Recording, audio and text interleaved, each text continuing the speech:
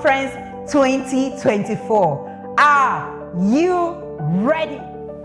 Believe me, it's hard to beat a person who keeps showing up every day. It shifts from winning to outlasting. And this year, the TIP Annual Conference has reached its outlasting realm.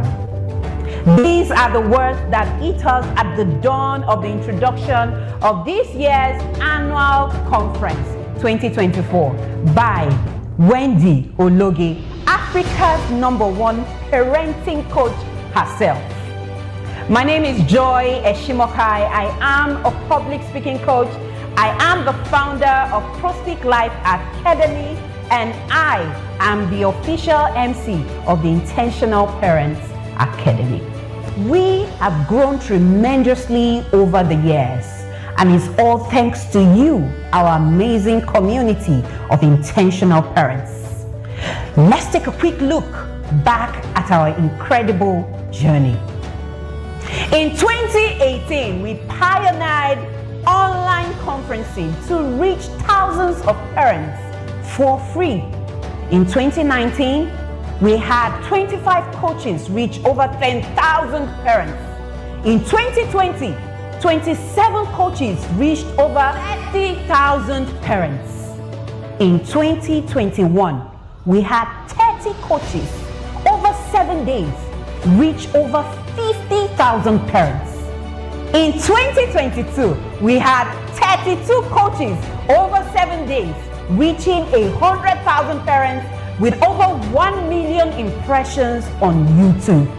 In 2023, we had 30 coaches again over 7 days reach 150,000 parents with over 2 million impressions on YouTube. And now, TIP Conference 2024 with the team Raising Kings, those who make them, and those who sit at the table with King, with an outstanding 34 speakers. By the way, have you attended the TIP conference for 7 years straight? Then you will understand when I say you don't want to miss any session. It is an array of coaches from all over the world. The Academy has brought you the who is who of parenting to teach you parenting and make the world a better place. We are bringing you key players at this year's conference. Share the name of that speaker who you can't wait to see. Do you know any parents or parents to be? Share with them, tag them now. Spread the word and let's make this the most impactful TIP Annual Conference yet. Thank you for being a part of this incredible journey. We can't wait to see you at the TIP Academy. My name is Joy Eshimokai. Together, let's raise kings.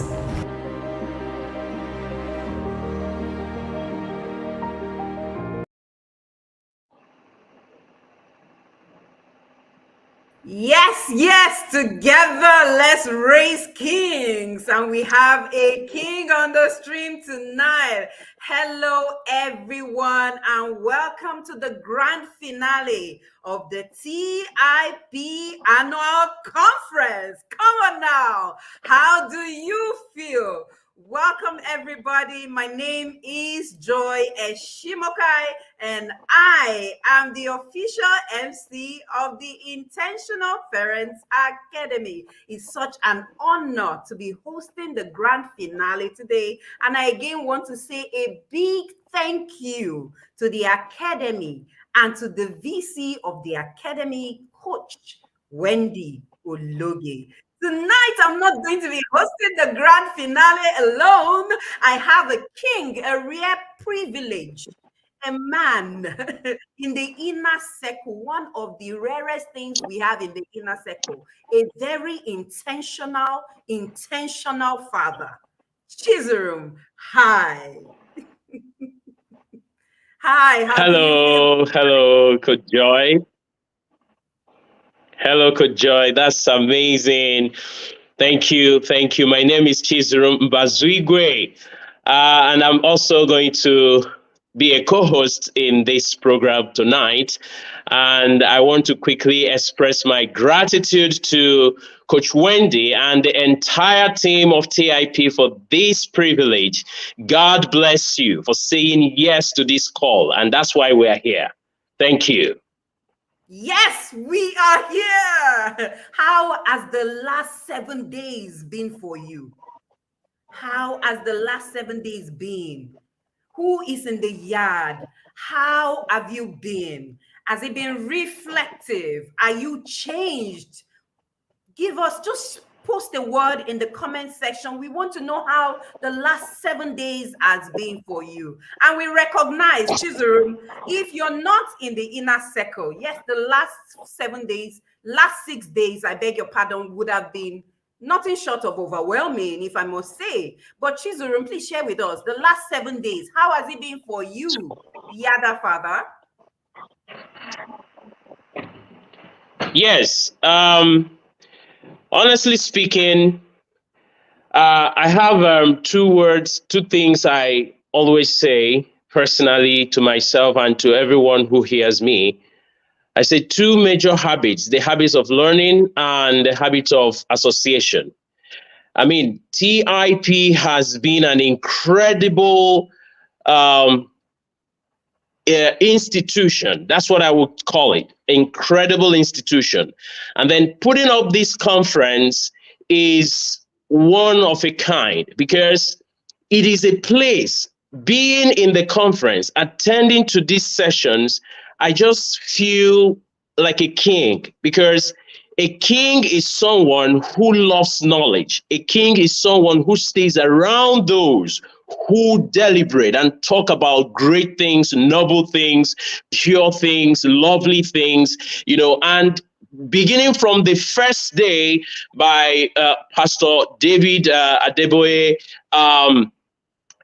until this very moment, it has been noble knowledge, dishing out noble ways to actually, lead ourselves and lead our children. So I have felt like a king, actually.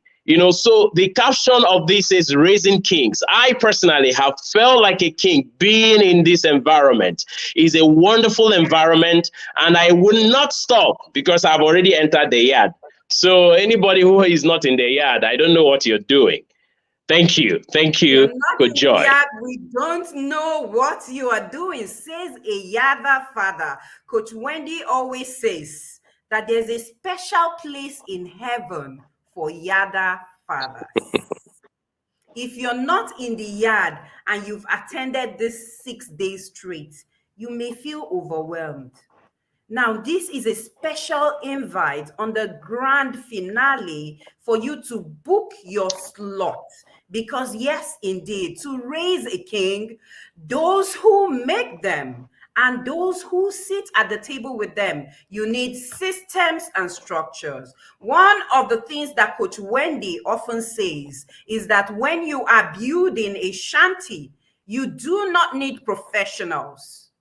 You just put your sand together, put some sticks together, hit them together, and you raise a shanty. However, if you are raising a king, there is a level of intentionality that you need to have. You need to invite professionals. You need to have an architect. You need to have an engineer. You need to have a project manager. And that is what you will be equipped with in the inner circle. I don't think I have to say much again. A lot has been said about this. And don't forget, Uncle Celeste said earlier that we need an army. It seems as if we have unintentional parents out there. However, we need an army. We need to raise an army of intentional parents who will invite others so that we have more people, right? We expand our tent. And so we have more people who are raising intentional children, who are raising kings, so that our children are able to interact with other kings out there. And on that note, please allow me to invite a review of the inner circle. Team, please let's have a quick review before we go on.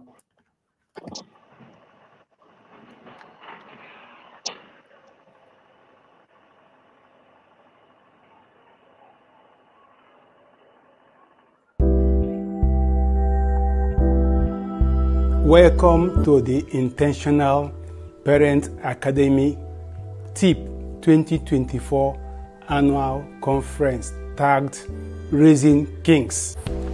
I am Ben Wale from Rivers State, Nigeria. Before I met Coach Wendy Olonge, I have been into parenting, counseling at different levels, and my parenting style and method was just a mixture of many things put together: principles, ideas, processes mixed up together. Coming across Coach Wendy Olonge brought about the streamlining of my parenting processes, systems, and structures. My journey in the inner circle has been very, very eventful, transformative, rewarding, and knowledge gathering. Since I joined the inner circle in 2024, all the old practices and styles of parenting I was used to have been dropped with the new ideas I acquired in the inner circle. Today, my parenting style is pursued with a sense of intentionality, with a sense of humility, meekness, and civility. I see parenting as all about me and not the people I'm trying to parent. I have realized the importance of skill acquisition and also the power of connection in all I do with my children. Since 2024, I joined the inner circle. I have been transformed. My idea of parenting has changed. For you to parent effectively, you must be able to connect with the person you want to correct. Without knowledge, you cannot go far in the 21st century as far as parenting is concerned. By the time you join the inner circle, all the normalized parental approaches and styles you have known over the years will be rewired. Coach Wendy is going to revive your parenting skills, and he is going to make you understand what it means to be an effective and caring parent in the 21st century. In TIP, we create movements and not just programs and courses. That is why you have to be part of it. I have to especially thank Coach Wendy Olonge for the opportunity given to me to express myself in this TIP 2024. I am not taking it for granted. My advice to viewers: find it very, very necessary to be part of the Intentional Parent Academy program. They will not regret it. Thank you and God bless.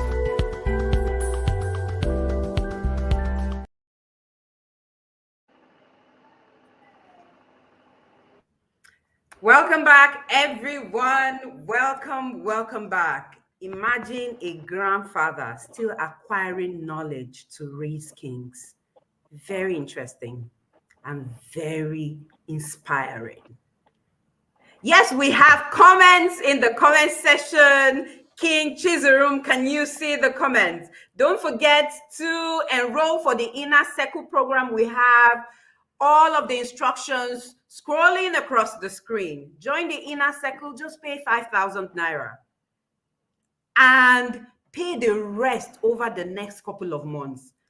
And then you will get enrolled inside the army in the arc of people, of intentional parents raising kings. I am raising kings. I don't know about you. So how has the last 6 days been? King Chizarum, you want to share with us what you see in the comment section and how inspired, how ready our audience is to receive King Wendy Olonge today?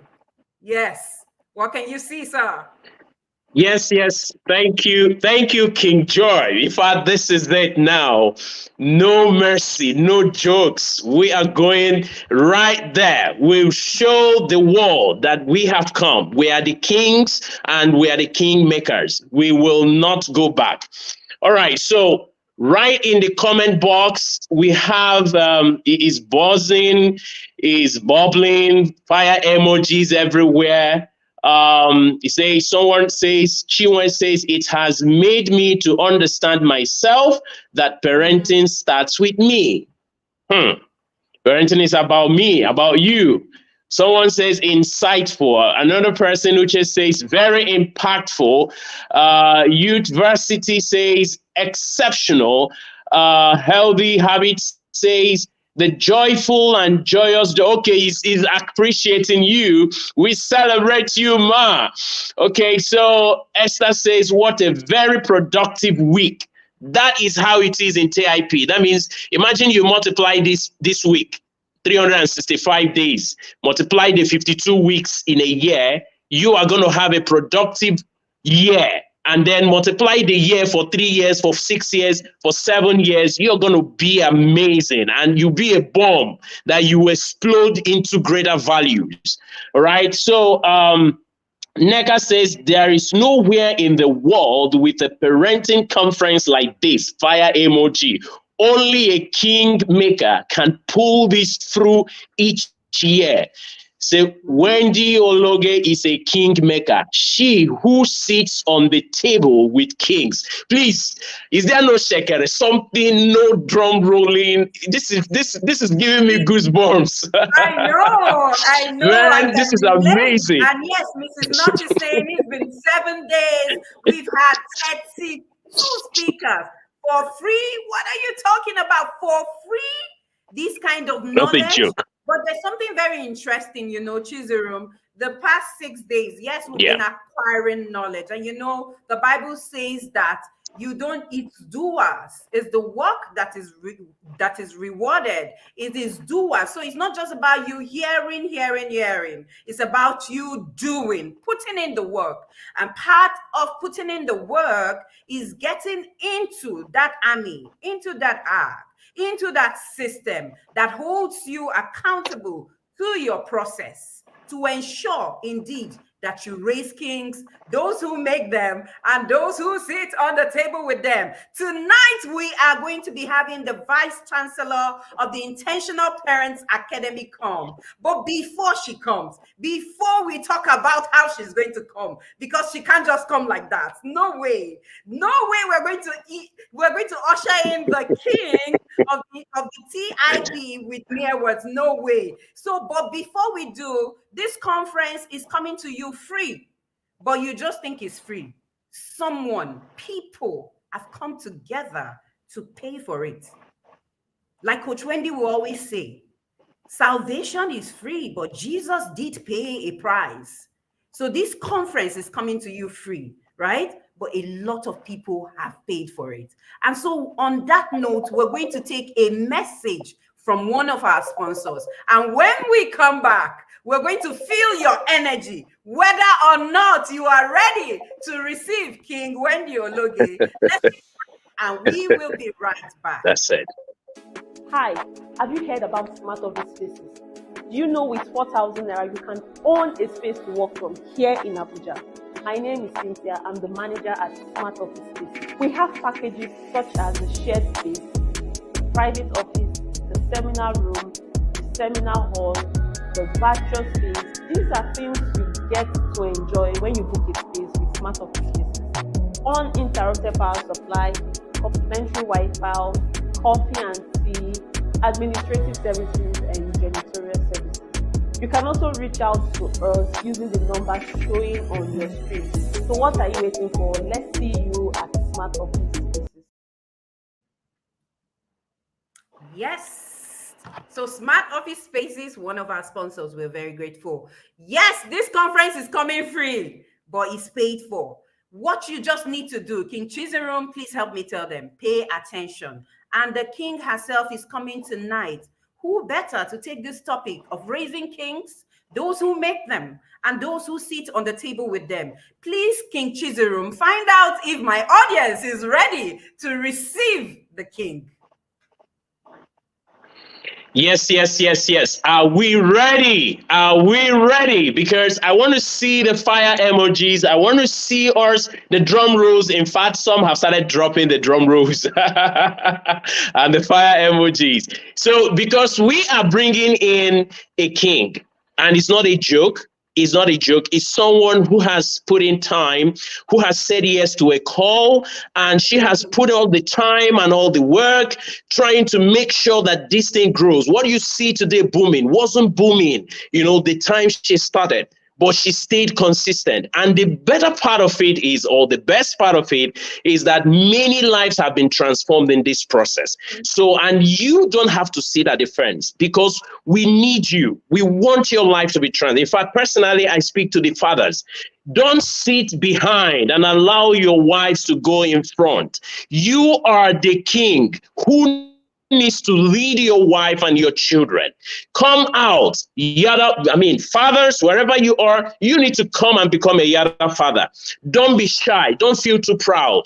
Look, knowledge, kings are humble. They are easy to follow instructions. And here we are making kings. And who else are we going to invite today, rather than the person who knows the best way to actually prepare kings and raise them?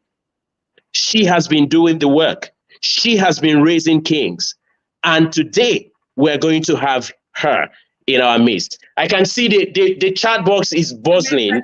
Yes, King Joy is buzzing. Yeah, I think we need to bring her. They are ready. So I give it back to you to usher the king in the building right now. All right. I can see the comment section, but I need you to do one thing. One thing before indeed I bring Coach Wendy in. I need you to take a moment. Take a moment, go invite more people. Don't forget, Uncle Celeste said earlier that we need to raise an army of intentional parents. So I need you to go out there, share the link now. Now, put it on your status, on your social media pages. Put it out there. A lot of people, more people need to be saved. So share the link, call in your friends, yadas and backyarders as well. Bring them in now. I'm giving you a minute to share. Share. And as you share, please also hit the like button. Hit the like button. Don't forget, I said earlier that this conference is paid for. It's only coming to you free. It's coming to you free, but it's paid for. The Intentional Parents Academy has paid the price, has paid with huge sacrifices, has paid money, resources, human, physical, trust me, spiritual, because the king, Coach Wendy Ologe, doesn't come out without going into the inner place. And tonight she's coming with anointing. Oh, I'm so certain. Oh, I know, like I know my name, that you are not going to leave this place the same way you came. Yes, you've had 6 days of pure knowledge, 6 days of pure value. But yes, this is the icing of the cake. And you want to invite your friends. You want to invite your neighbors. Invite everybody. You still have 30 seconds. King Chizirum, any words before you hand over to me again? Yes. Thank you so much, King Joy. Yeah, because looking at the whole week, it's a journey to let us realize that, look, we are kings already, and we come like kings from God. So taking it to your children, they come like kings to God, from God. All we are asking, all the TIP is asking, all what Coach Wendy is saying is come and understand how to help them learn the skills to express the kingship in them on earth, a physical place. We live on earth. We need to understand how to live on this earth and be able to express the kingship that we come with from heaven. God has already blessed us with these things. But unfortunately, through parenting, through poor parenting, many of us lost the kingship in us. Don't allow your children lose this kingship. Sit tight as you listen to Coach Wendy. You will have a wrap-up of whatever you have listened to from Monday to this very moment. and you will be happy. But more importantly, make it a date to join TIP Academy. See you in the yard. Thank you, Coach King Joy. Most importantly, make it a day to join the TIP Inner Circle. And on that note, please drop in the comment section your favorite name for her before the team rolls out a bio. And as the bio is being played, I want to hear all of the names that you call her. Roll a very large, fireful, and fiery red carpet for her. Yes, before the bio is played. Wendy Ologe stands as Africa's foremost parent coach, passionately driven by the belief that her influence on parents can shape the next generation on the continent. As the visionary behind the Intentional Parent Academy, TIP, Wendy dedicates herself to empowering parents and intending parents to intentionally guide their children through the complexities of our evolving society. TIP strives to equip parents with the comprehensive tools needed to nurture exceptional children mentally, physically, spiritually, emotionally, and psychologically. Wendy's conviction lies in the notion that fostering the next generation's growth is the key to a better world. She rejects the notion that parenting is a collection of tips and hacks, and Wendy advocates for a transformative process that unfolds over a child's 18-year journey with the parents serving as the guide. The Intentional Parent Academy offers an array of impactful programs and courses within the Inner Circle program, which is the flagship initiative. This year-long program is guided by the Intentional Growth Formula with a framework of raising kings, those who make kings, and people who sit at the table with kings. It has transformed over 5,000 families globally. Wendy is a prolific author of best-selling parenting books, including the globally renowned Connect to Correct, Raising an Independent Thinking Child, The Discipline That Works, and 15 others. All her publications are available in Nigeria and on Amazon and have collectively sold over 500,000 copies worldwide. The Intentional Parent Academy boasts of a thriving online community of over 300,000 members across platforms, with the Facebook group amassing over 100,000 members. Facebook has acknowledged the group as one of the most relevant, engaging parenting communities globally in 2019 and 2020, respectively. Wendy has graced numerous stages, including interviews on the Christian Broadcasting Network CBN Africa's 700 Club, a representation at the Facebook Global Parenting Panel in California, United States, and in 2020 she was recognized as one of the individuals building globally relevant groups by Facebook. Wendy made history as the first African and Nigerian to sit on the board of the International Day of Calm. She also convenes the globally acclaimed online parents conference, the Intentional Parents Annual Conference. In 2021, Wendy was named one of the top 20 female coaches in the world by Divine Public Purpose magazine in the United States. She was featured on major networks including Fox, NBC, ABC, and CBS. She has been awarded and featured on many other platforms locally, including gracing the prestigious Face of Allure Vanguard cover in Nigeria. Wendy is a beacon of international and transformative parenting, leaving an indelible mark on families, communities, and generations to come.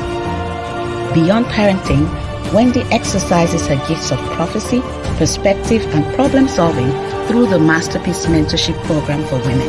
Here, she employs biblical principles under the no excuse formula, guiding women to become masterpieces as they are work in progress. Wendy is the executive director at Smart Office, a corporate entity dedicated to fostering business development through capacity building. Smart Office provides state-of-the-art service workspaces and student hostels. Drawing from a rich professional history, Wendy boasts of over 10 years of experience in international and non-governmental organizations, showcasing a commendable decade-long tenure with USAID, where she spearheaded impactful projects. Additionally, she brings valuable insights from her time in the banking sector. In her dynamic life, Wendy seamlessly manages her role as an influential public figure and business leader while nurturing a rewarding personal life. She is married to Kunle Ologe, a renowned marriage counselor known for his expertise at the Marriage School Academy. Wendy affectionately refers to her husband as the governor and a god. Their amazing and enviable union of almost 15 years has brought immeasurable joy, marked by the privilege of nurturing the most remarkable and exceptional twins ever. Wendy's multifaceted journey reflects not only her professional prowess, but also her ability to navigate the intricate tapestry of family life with grace and commitment. Ladies and gentlemen, please welcome to the TIP Annual Conference 2024, Africa's #1 parent coach, Wendy Onoge.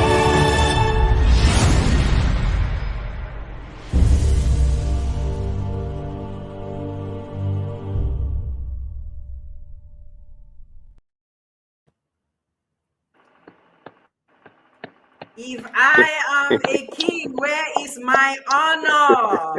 We welcome you, the kingmaker, a king and a kingmaker, Africa's foremost, #1 parent coach, the global. So many names in the comment section. I am overwhelmed. Welcome, ma'am. Daboski herself. Welcome, ma'am.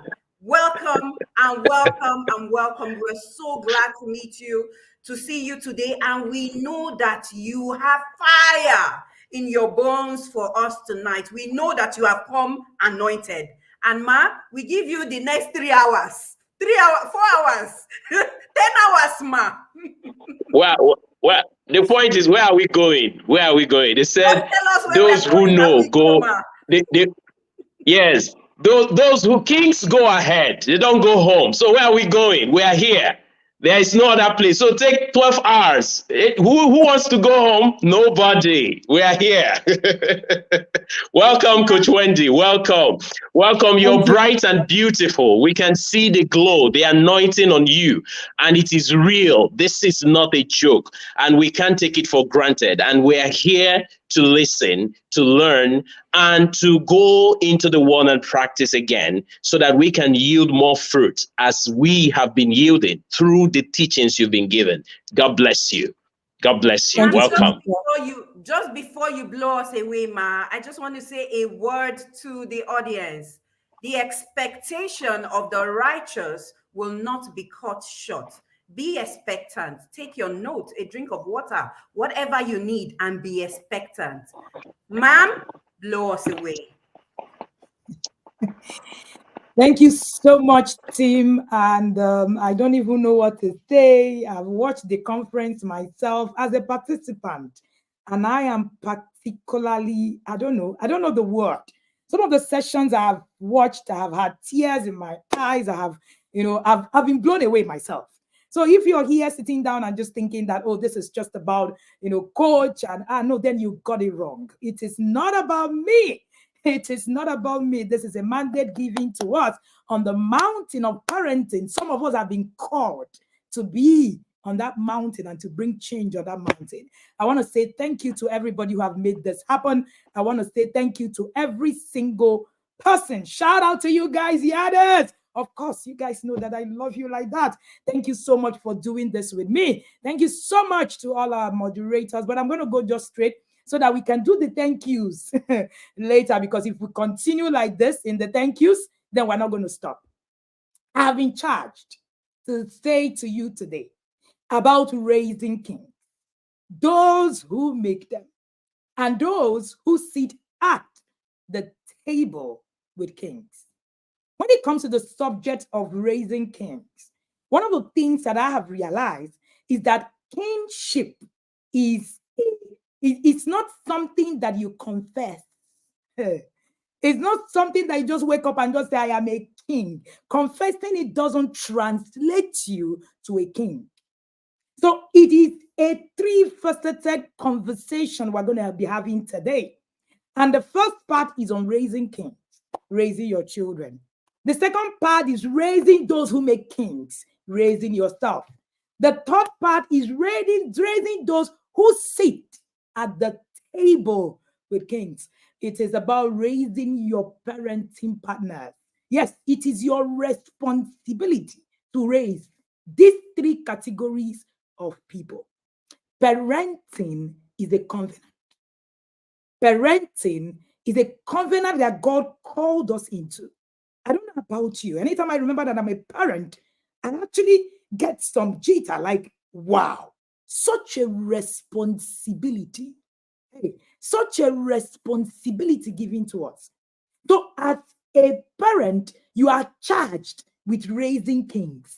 Your children, you are charged with raising those who make kings. Yourself, you are also charged with raising those who sit at the table with kings.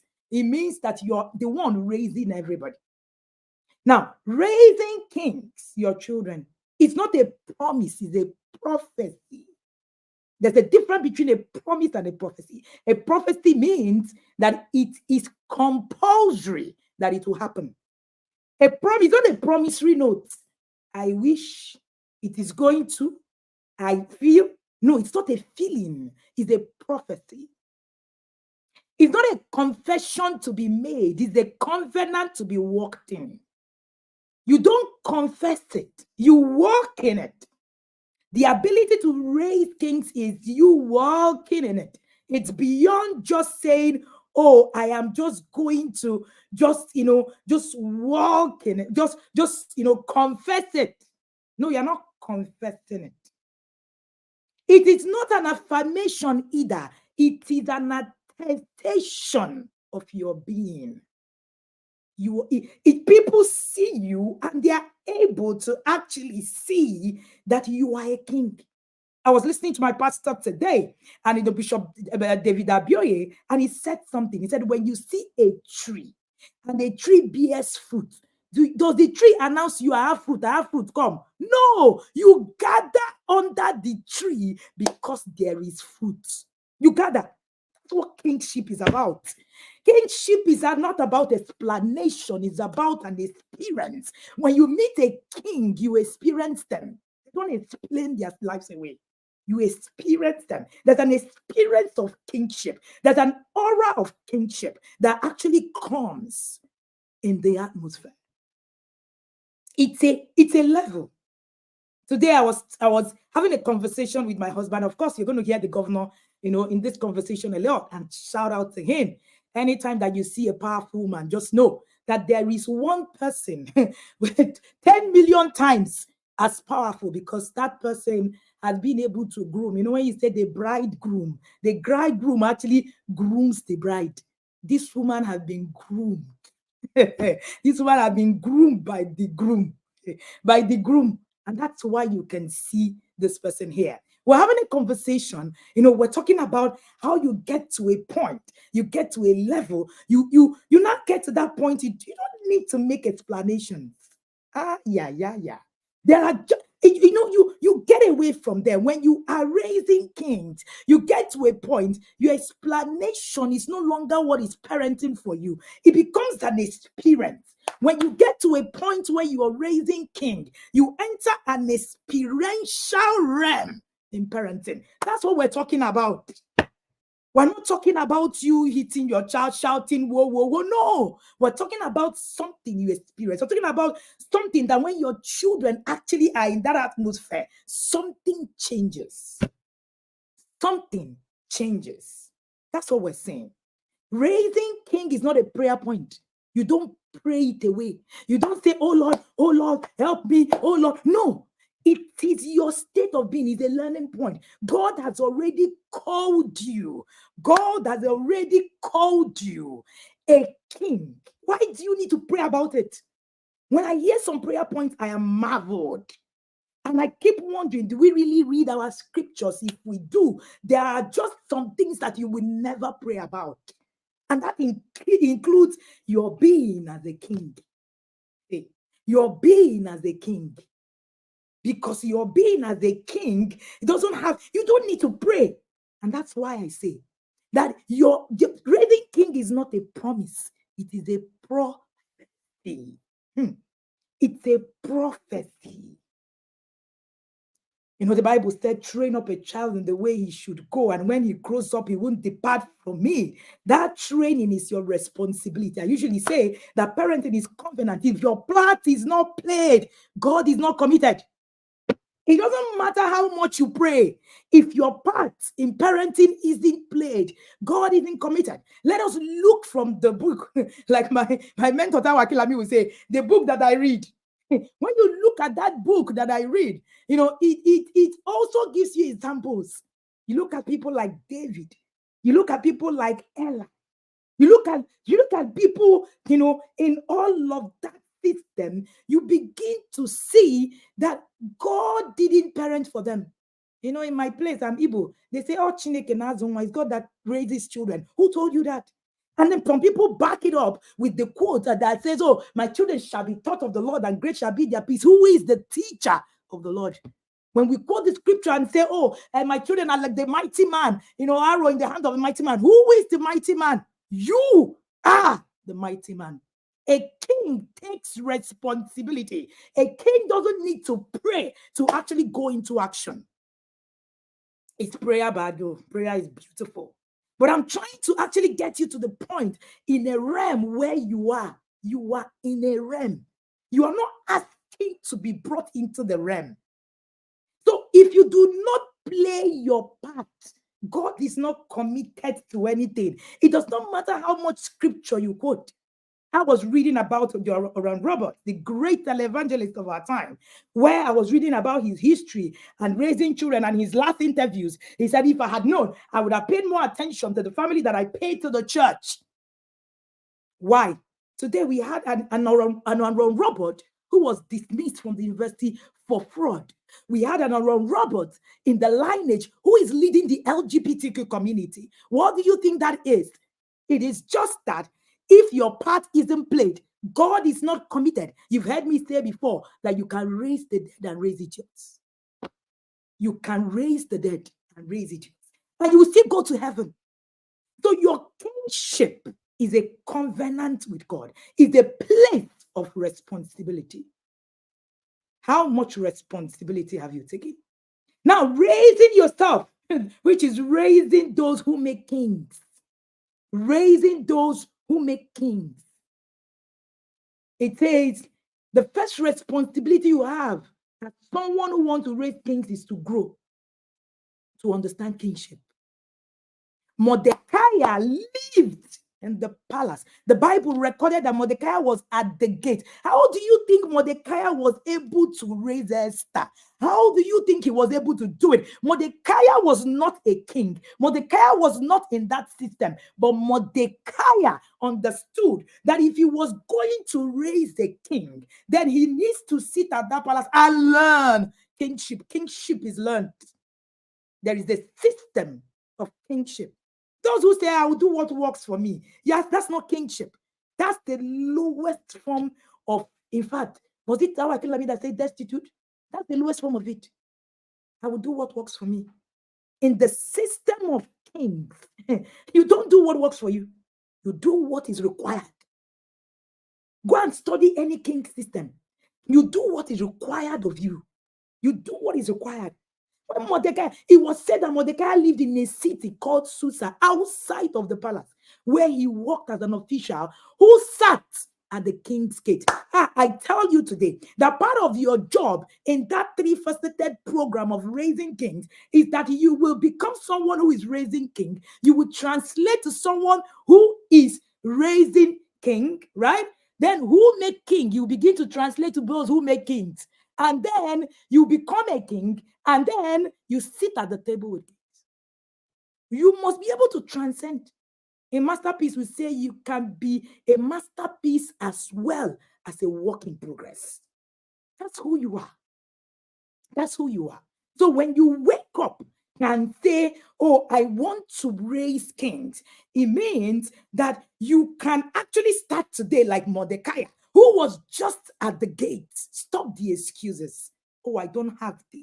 Oh, I don't know this. Oh, I cannot. Mordecai knew nothing, but he was at that gate. He was at that gate. learning the way of the palace, learning how it is that he would be able to put them in that lineage. We talked about Naomi, who saw that there was a Boaz that she would be able to actually put Ruth through. Today, we read Ruth as a lineage of a king. What do you think Naomi did by the time Naomi was orchestrating and putting Ruth in that line? What do you think she was doing? She was studying the how to get you to the kingship lineage. There is a studying. There is a studying. That is what it is when you say you are raising. You are raising, kings. You are raising yourself.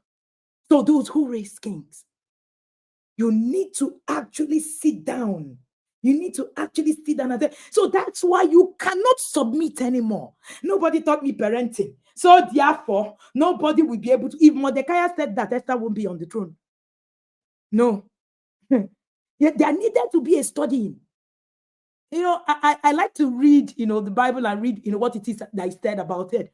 And I was reading something about Naomi, and it was said that, from that backstory, that Naomi was studying Boaz.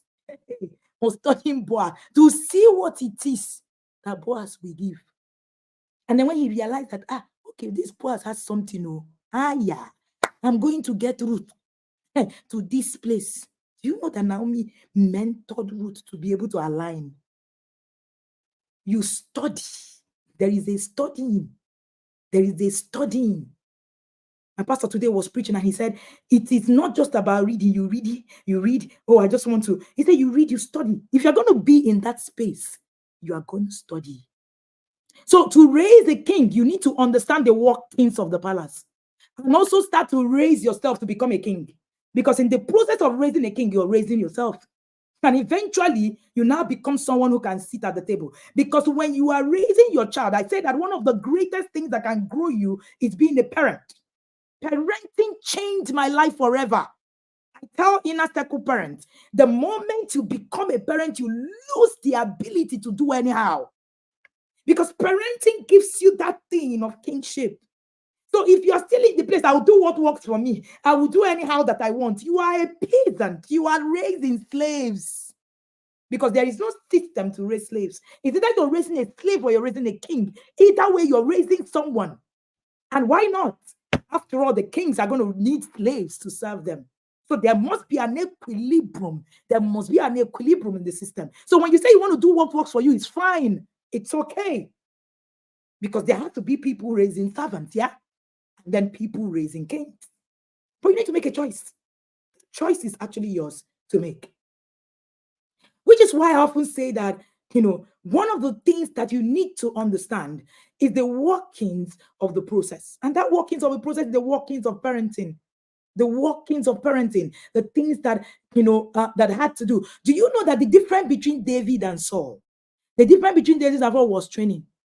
David was prepared to become a king, but Saul wasn't. That's all. So if you do not prepare, if you don't understand the workings of the king, your children will ascend the throne, but they cannot remain on the throne. Because there's a workings in the palace. Imagine that Esther, right, just went into the palace, dressed anyhow, did whatever she wanted. She can't retain the throne. Vashti had to be kicked out because there is a working that actually keep you on the throne. There's a workings that keep you on the throne. So it's important that we begin to see, the difference in the things that we do. So there is something that you must do. There's something that you must do. While Saul had it was a sudden elevation, no proven character. If you raise your children to make all A's, no character, believe you me, they can ascend the throne, but they cannot retain the throne. We're celebrating mundane things. Joy is here. Joy's son, my son, were tops of the class in Beckett this year. We don't go announcing. For me, it's a good thing. Applaud them, yes. But trust me, there is more to becoming than just passing English and maths. There is more to becoming than just passing English and maths. If the only thing you can deliver to your children is that they made A's or A's, and that's the only thing you can celebrate in your children, then you are actually raising slaves. It was Taiwo Akinlami that just finished his class, and Barrister was saying that why do you use things that other people created to judge your children? Why? Because if you understand the workings of raising kings, then you will be able to begin to think differently, right? So it's important that you begin to, get all of these things. See, my son has potential. My daughter has potential. It's not a parenting plan.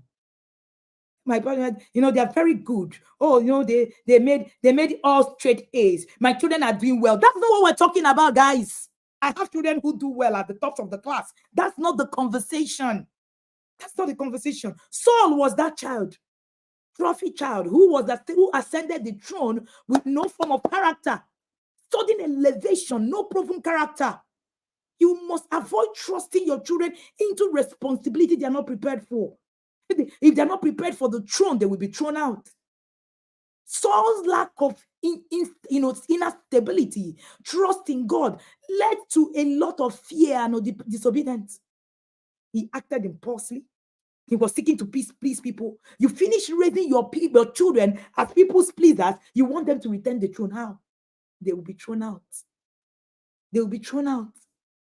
They will be thrown out. I've said before that the conversation in parenting is not about sin and righteousness. Please scratch that. It's about wisdom and foolishness. You are either raising a wise child or you're raising a foolish child. Simple. It's not really, is righteousness good? Yes. Amazing. Your child needs to be righteous. I am for righteousness. I'm first a child of God. You know me, my standards are high when it comes to following God. But I also understand that the conversation in kingship is about foolishness and wisdom. It's about foolishness and wisdom. Saul was raised in such a way that he couldn't even follow guidance. You are already raising your children not to follow guidance when you cannot follow guidance. Do you know, when we chat some things on social media, I smile. You don't know that there are digital footprints where your children are going to come back to see the things that have been written by you. You do not know how it's going to come back. You're already raising your children in the place of no direction. You're already raising your children in the place of, see, nobody can tell me what to do. You're already using that mentality to raise your children. See, people who don't follow instructions cannot fly high because instructions, that's the place where if you're flying an aeroplane, I happen to have a nephew who is a pilot. And he was explaining to me how flying is. And he said to me one of those, I said, so after you've flown for like 5 years, doesn't it mean that you can just wake up and just fly without following the instruction? He said, it can never be done. Auntie Wendy. I was like, wow. He said, it can never be done. You cannot fly a plane without sticking to the instructions, no matter how you want to just do it. What are those instructions? Saul was not taking instructions from the manufacturer of his life. He would tell me, oh, the parenting does not have manual. Oh, they tell you, oh, it doesn't have manual. There's no manual. But the same God said, train up a child in the way he should go. What are we saying? Is that not a blueprint that he's telling you to get? He said, before I formed thee, I knew thee. What does that mean? I knew thee. It means that there is a knowing. There's something your child should be doing. And yet you are looking at it and saying, no, there's nothing. Let's run, because I have quite a lot to say to you today. Now, when you look at raising those who sit at the table with kings, your parenting partners, every king has a group of advisors. Every king have a group of people who sit with them. I know people say, oh, but I don't really have anybody. When you are a king, you understand that you are a custodian of platforms. Hey, you create tables and put men on it. That's what kingship is about. If you get it, you get it. You create tables, and put men on it. Stop complaining about the things that is happening around you. Oh, my child is it. You can recreate your children. You can recreate the system that is in the house. You can recreate the people around you. You can change your value system. You can change the people you relate with. You can change the trajectory of your life. You can change the things where you're going already. You can change it. You can change it. You can change the people around you. You can create that table and put men on it. Kingship is the custodian of platforms. That's what kingship is about. Yeah, I'm sure that inner circle parents hear me a lot say that. Every time when people say, oh, I don't know, they know there's nobody my child cannot. If you raise a child with your child not being able to talk to anybody apart from you, you are in trouble. Because those who sit at the table with kings is not one man. You are too small to sit at the table alone with kings. You can't sit alone at the table with kings. You must create people who will sit there with you. There is a system. On this creating your own table and putting men on it. On this, this table, of your parenting partners and the people who will be there. There are 3 dimensions to this part of the conversation. I'm going to just run through it and then get into, the other parts of the conversation. While you are raising your king, you must also raise others who are going to sit at the table with him. That's one dimension of the conversation. A very, big example is Abraham. Abraham and his servant Eliezer. Do you know Abraham was a one-man army? Yeah, only him. The Bible recorded that Abraham had an army. An army. When something happened, Abraham actually went to with his army. He sent an army to go and deliver his nephew Lot. What are you saying? He had men. If you have no men, you are in trouble. Serious one. You are at this conference today because someone understands the custodianship of platforms. That's it. The custodianship of men, of partnership. That's what parenting is about. Who is on that table? Who are you raising? Abraham looked at, the Bible says he entrusted his servant Eliezer with a critical mission to find a wife for his son. Can you entrust anybody around you to do that? That should give you if you cannot instruct anyone around you to find a life partner for your child, you should have a rethink about the men that is around you. A servant. Abraham raised him to the point where he was able to create systems. I've heard people say, I don't need anybody. I don't need anybody. I can just do it. It's just me and my children. Oh, my children are my only friends. Your bedroom is too small to raise a king. You can't alone. You can't. You need people. Hey, I've been hearing there are a lot of adverts about the inner circle, about I'm not here to ask you to join the inner circle. Don't join. Be outside. And you will actually see the effect as you keep going. The bottom line is that either you pay now or you pay later. Either way, you will do the time. Either way, you do the time. I have seen it countless times in 7 years. Either way, you will do the time. And there's no gainsaying to it. You will do the time. When the chips are down, you will pay. You will pay times 10. You will be in the place where you are begging. Paying times 10. During the conference, we shut down one-on-one, sessions. We still have people begging, please, let me just have one-on-one session. The same 100,000 you will pay to actually join the yard in 1 year is 100,000 you will pay for 1 hour to meet with me. And let me tell you the truth, you can never solve that problem in 1 hour. Anybody who tells you they can has lied to you. Nobody can. Nobody can. So when you come for counseling, it is just us trying to decipher what it is, give you one of these, and will still refer you back to come and learn it, because there is a learning to do. Your bedroom is too small to be a king, right? So you must begin to look at that. As you raise your children, raise mentors, develop others who will support, advise, trusted partners. Trusted partners. You must have people around you. Who are you raising? You are at this conference, you are here alone. Your friends are not here. Your parents are not here. You don't know that these are those who will sit at the table with king. The king that you're raising. Even when you're on that table, you will be sitting with people. Erect a table, but you must put men on it. Who are the men? Who are the men in that table? The other dimension is raising yourself to become a mentor and advisor. It is a process. I was reading the story of Jethro and Moses, and I was, reading it out. I'm chronicling something in my upcoming book, The Parenting Advantage.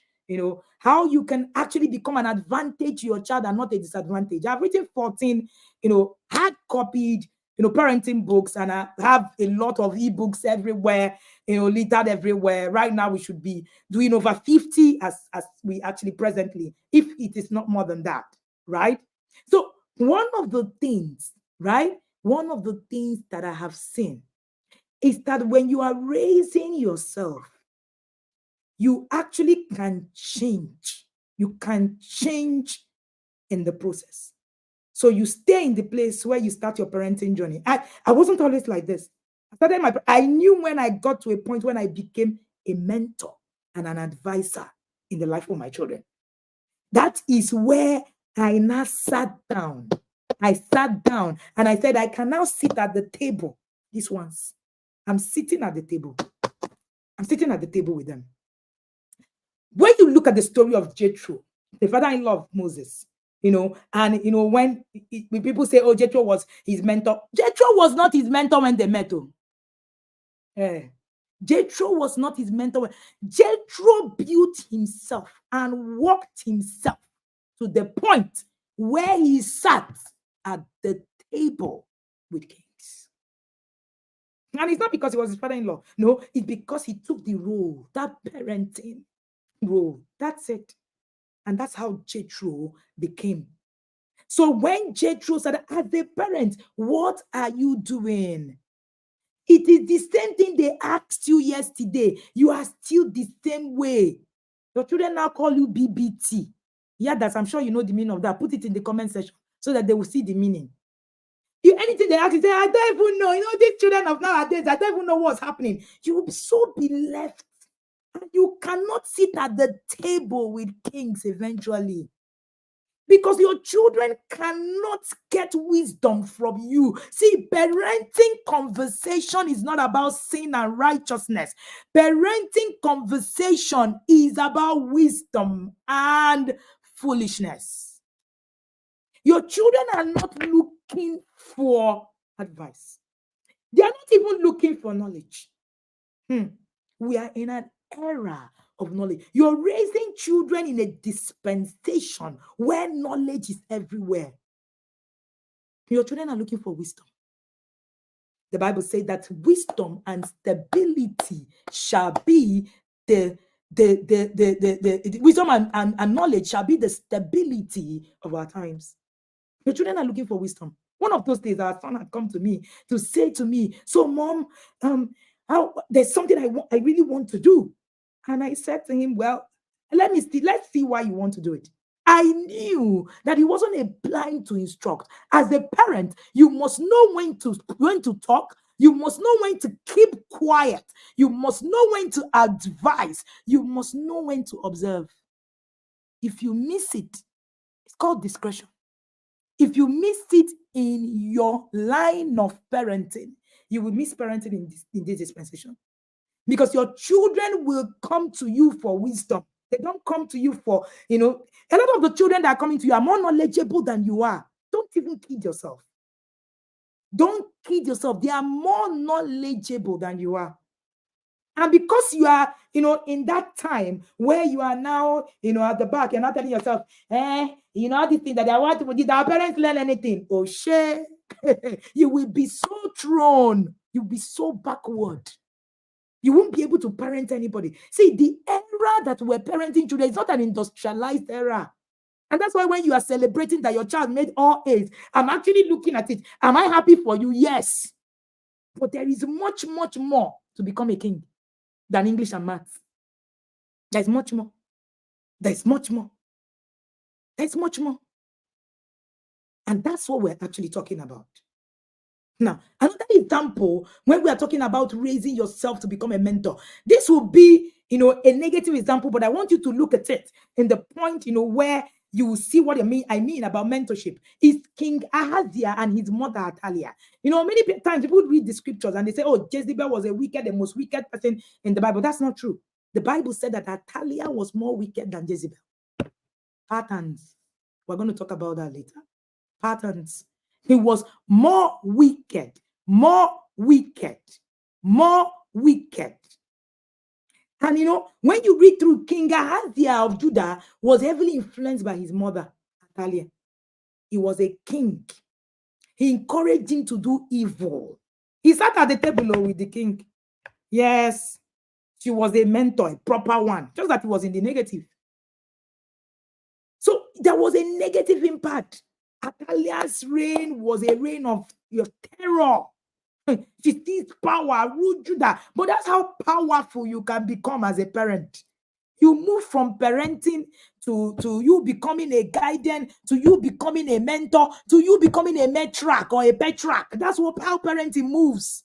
You get to a point where you now become that person, a go-to person for your children. That's why you have grandparents in the inner circle. Is Grandma Diana Smith, that's from Trinidad and Tobago. Some of these people are not from Nigeria. She was the one sharing with me that when her grandparents are like, her children are like, my mom knows what to do. As a grandmother, she's seated as a veteran. I saw her in my mentorship program. I said, Chineke, what's happening here?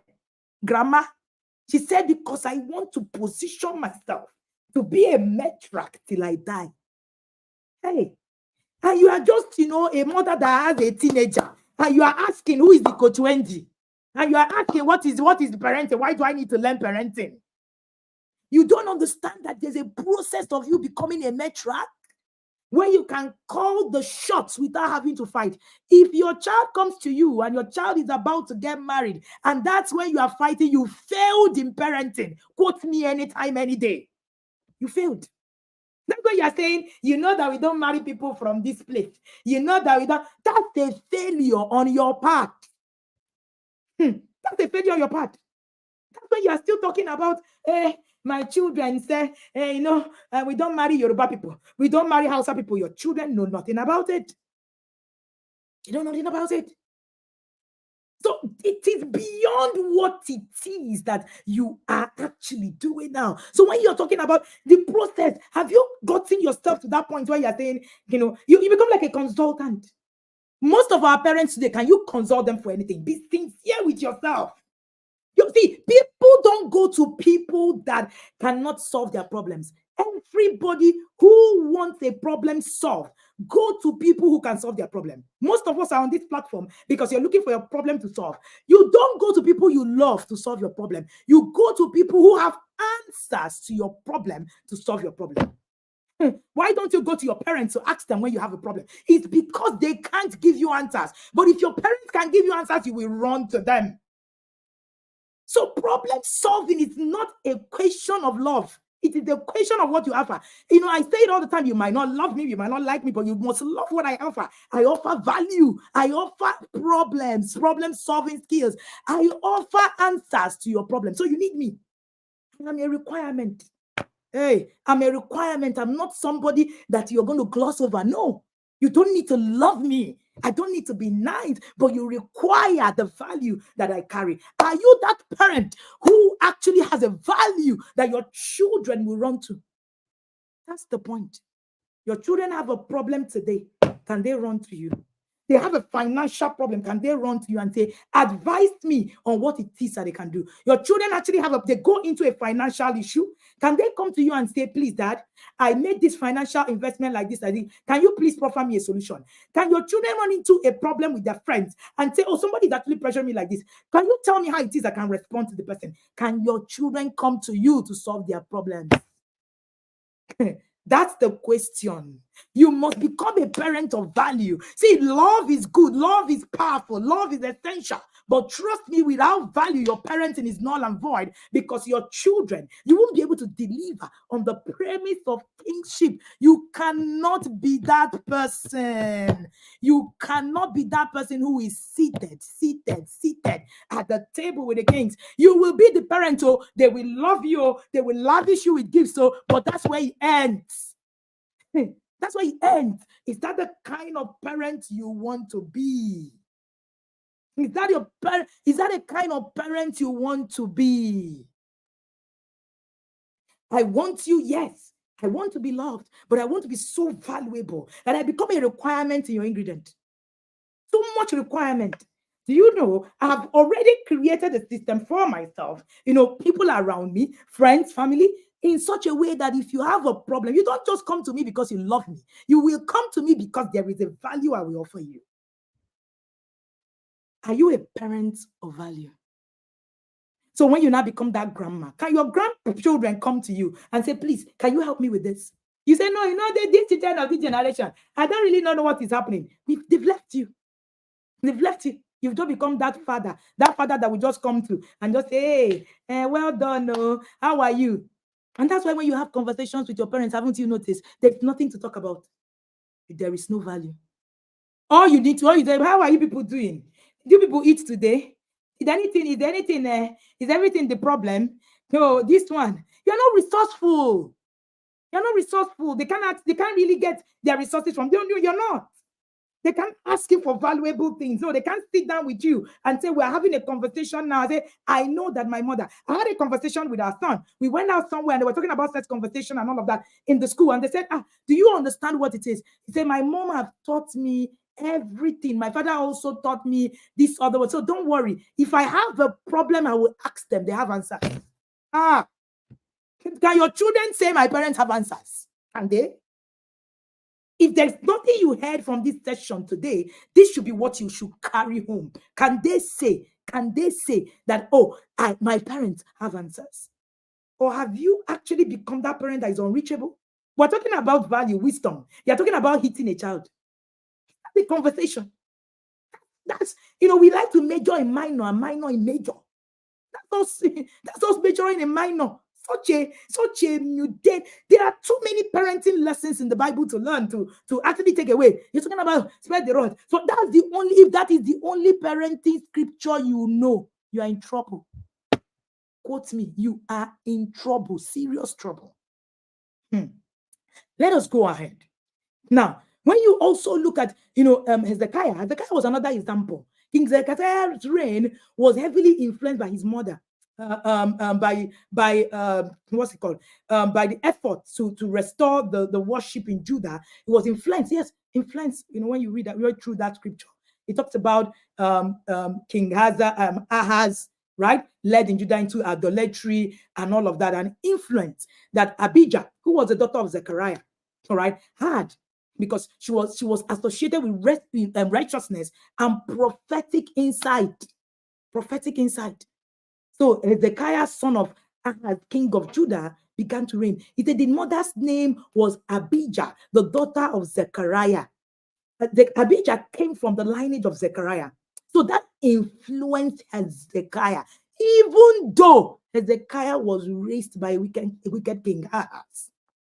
The mother could actually turn things. The parents could, the father could actually look at things and actually, turn it around. Now, let us look at raising your child, which is a third factor in that place. Raising your child to understand the role of king among kings. Hey, raising your child to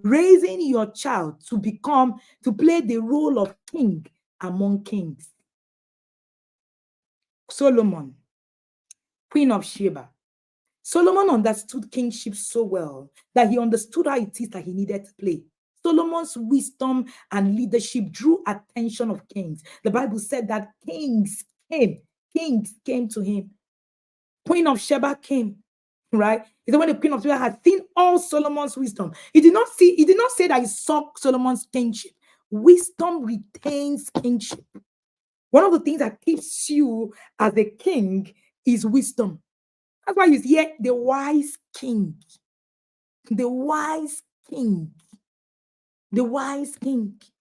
So you need to prepare your child to understand their role as a leader, because it will involve interacting with other leaders.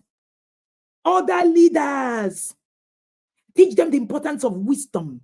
Teach them the importance of diplomacy. Teach them the importance of ability to advise and learn from their peers.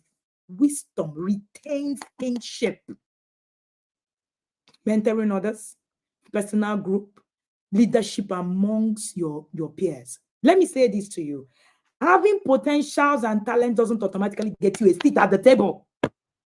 All this, my child is this, my child is that, my child has potentials. My potentials and talent doesn't automatically get you a seat at the table. I remember our son went to school. He's been playing piano in primary school. He was a school organist in primary school. Oh, he loved playing piano and all of that. And when he got to school, in secondary school, he kept complaining how they will not give him a chance to play the piano, how they will not do this for him, how they will not allow him, and even suggested that we should come and tell them that he can play the piano. That was not the point. The point was that our son didn't know how to get himself a seat at the table. We went into action. What are you talking about, son? What are you saying? And we asked him, who is the school organist right now? I said, oh, it is one, girl. She said, how do you think that you will get to a place where kings are on the table? You come in and you get entitled to the table. Why? That you are who? No. Wisdom is what you need. You need to actually get those, but you need to do. I am talented. It is positioning that gets you a seat at the table, not your talent and your potentials. Potentials don't get you a seat at the table. It is positioning. And we said you need to position yourself. What do? As the school organist is playing, always be there. Always be there. Place yourself strategically. Your position is more important than your strategy. Your position is more important than your potentials. Your position is more important than your talents. Now your talents. I said, sit down there. Begin to sit. He continued to sit. He continued to sit. The day the school organist was leaving, because she was graduating, there was a chaos. There was nobody to actually play the piano in school. And they remembered, there is one boy who had been in the field. Coach Ebuka said, is your child in the field or your child is at home dancing TikTok? He was not in the hostel. He was always beside. They have recognized that, yes, he has the potential, but he was in the position for the potential to be used. And when it was time, because he was strategically placed, he was called upon. And then he said, there is nobody to play it. And they looked around. Oh, Ayo can. And then boom, they brought Ayo. And that's how he started playing the school piano today. Positioning.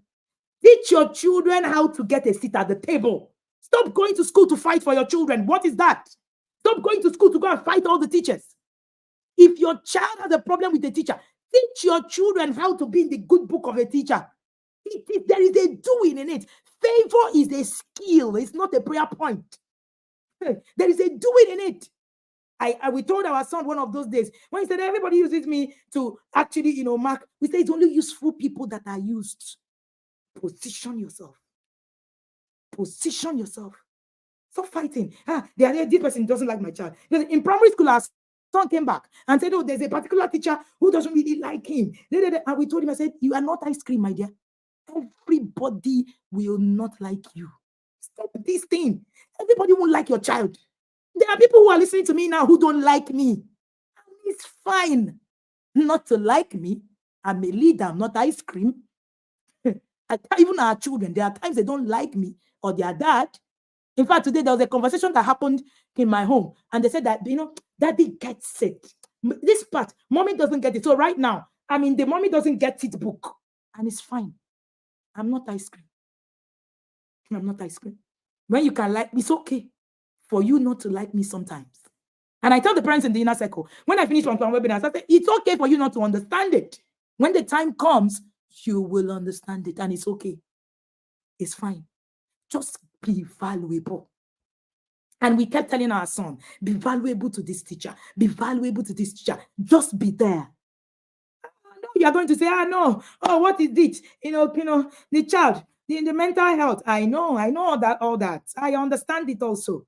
But trust me, resilience is a key requirement of kingship. The reason David was able to survive the throne is that you see all those dragons that Saul dragged David. That's the only way he survived the throne. Why do you think that when people, God calls God does not call the qualified? Please stop. What is that? God calls people who are very prepared and qualified. Why is it that when Moses was called, Moses was very brute? Moses killed somebody, was just anyhow, or just anger everywhere. God said, no, I can't use this one. People that are not competent are not used. God sent him to a training inside the wilderness. That's how Moses started to walk his journey. That's how Moses became the Moses he became.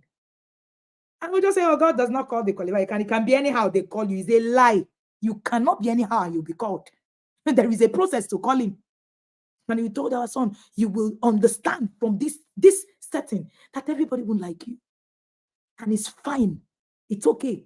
But you must be able to look for a way to craft your living with them. It is important. It is important because you're going to find the stuff where people don't like you. I made a post on social media in a few days, my team made posts, and I was reading some of the things that were said. Some people were even tagging me and saying, you're very stupid, you're very hopeless. See, kings do not throw themselves in the mud. I understand my kingship realm so much that I will not engage you in any form of banter when it comes to any kind of conversation out there. No, I am not like you. I have ascended. The Bible says, come up, Tita. There is an up. As I'm looking at you from up to down, it's not pride. It's self-preservation. It's self-attestation. It is a covenant. It's a being. It is self-awareness. That's what it is. Now, let's quickly move. Let us talk about, who is a king. This is, the part that I really, really, really love. Who is a king? Kings are custodian of patterns. Number one. Kings are custodian of patterns. Patterns are established way of thinking. Patterns are established way of behaving. Patterns are established way of leading that have been proven effective over time. They are custodian of patterns. Kings, in the sense, are custodian of these patterns. They ensure valuable traditions, strategies, and cultural norms are preserved and passed down. Now, you need to teach your children the importance of recognizing and valuing positive patterns in their personal lives, in the society. Encourage them to, learn from the past and understand why certain things exist. If you were a king, there is a way things are done. I don't care. My husband and I, we don't care how other people live. We don't care whatever it is that is happening out there. There is a culture. Kings actually hold cultures and pass it on. What kind of culture in your home? What kind of culture is in your home? Is it the anyhowness? That's why when you come into the inner circle, one of the things that I tell you, it don't bring anyhowness to me. It doesn't exist. And if I mentor you directly, people I mentor directly already know. You can't come to me anyhow. Why? How? There is a pattern. There's a way of life in this system. Even simple chat, you're bringing me something that you're putting together, and I'm supposed to. I respond. Everybody understands it. There is a way. There is a way. And it's that way that we're teaching. You want to just be everywherely, according to my father in the Lord, Bishop David Oyedepo. Everywherely. You're everywherely, anyhowly. That's why you want to just do what pleases you. Kingship is not about what pleases you. It's not about what pleases you. It's not about what pleases you. So it is important that you begin to look at it. You need to prepare yourself, educate yourself to identify and instill these patterns. These patterns, what are they? When you enter a house, there has to be a way. Is there something that your children can say, this is the way we do it? This is the way we do it. Or is it just I don't kings follow systems, structures. Do you know I was reading about the kingship in Dutch, and it was said that just the same way in the British, every one of their children actually passes through military. You know why? There is something they are looking to preserve. See, patterns are a system of preservation. It is patterns that preserve. So patterns can destroy or preserve. Whatever it is that you keep, right? Whether it's evil or bad, patterns can preserve it. That's why he said that Atalia was more wicked than Jezebel. Patterns can preserve things. What are you preserving by the patterns that you are actually putting out there? Preservation. Preservation. Alrighty. Now, when you look at the example of King David and Solomon, there was a pattern that David passed on to his son. David was not allowed to build the church because, of course, all of the things that happened with his relationship with God. But David preserved a pattern. He created a pattern so that Solomon can follow. Do you know that Solomon ruled in so much ease? Because David created a pattern for Solomon to work on. Patterns are systems of preservation. If you want to preserve your family, please create patterns today. Create patterns. In the things we do in the inner circle, the very little things, family values, your media plan, there's a pattern. It's one of the things that have preserved our own family systems today. Very important. Number 2, kings are custodian of prophecies, decrees. Prophecies or decrees are visionary statements, long-term goals set by leaders. Kings are seen as keepers of these prophecies, ensuring that they come to pass. See, every family is created for fulfillment of prophecy. Family is not created for fun. Family is created for fulfillment of prophecy. Families are not created for fun. God didn't create any family for fun. Your family is part of thy kingdom come. There is a thy kingdom come God wants to take out of your family. That's why God does not create any child and say that this child is useless. That person that told you that whatever will be, that any child who will turn out okay, lied to you, because there is nowhere in the setting of God where it says that a child can turn out anyhow. It doesn't exist. In the book that I read, it says it doesn't exist. So I know the expectation I have of you. It is for the end. There is an end. There's an expectation. So that's why when people say, I do not know if we finish this thing, now this thing we are learning, are you sure how our children will turn out? I know how my children will turn out. I am not second guessing myself. I know with exactitude where my children are going. The Bible says, train up a child in the way he should go. And when he goes up, he will not depart from it, because I know where my child is going. There is no, I do not know. I am not sure. So all those conversations, all these things that they're saying, what if we finish flogging, we don't flog the child will become useless. That it doesn't exist. It doesn't exist. I tell the parents in the inner circle, when you get in here, what I'm teaching you, I teach you with exactitude. There is no kalo in the things that I teach. No, there is no kalo. There is an exactitude. There is a principle to raise kings. And that's what we follow. In the inner circle, that's our framework, raising kings.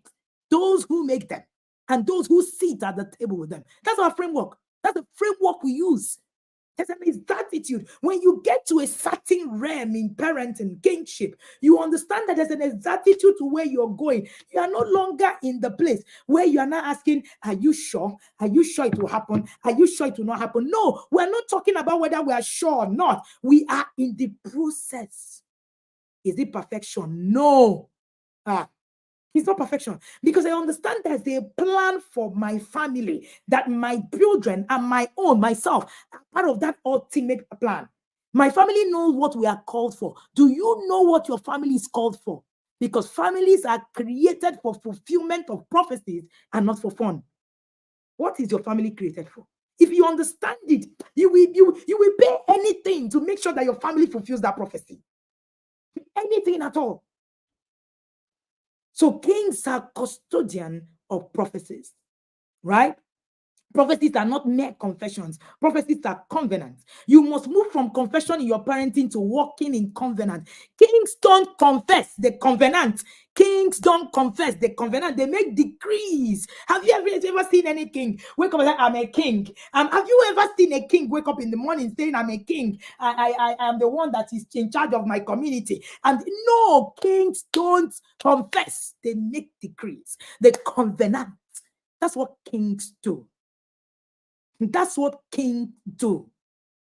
That's what kings do. They covenant. They make decrees. What decrees are you making? You are a custodian of prophecy. What are you saying in your home? Do you know that even when your prophet, when your pastor has said a thing, if you cannot understand the covenant part of it to make a decree in your home, it holds no water. Fathers, if you cannot lead in your home, if you cannot lead in your, not even your pastor can speak over your home. You have the sole responsibility to decree over your children. Decree, that's what it is. It is not second guessing. When you decree, you are actually saying, so shall it be. You have the power. I do not understand whether we know that we have so much power given to us as parents. The Bible says that ye are gods. It means that you have the power to create, to decree, to say a thing, and it will become.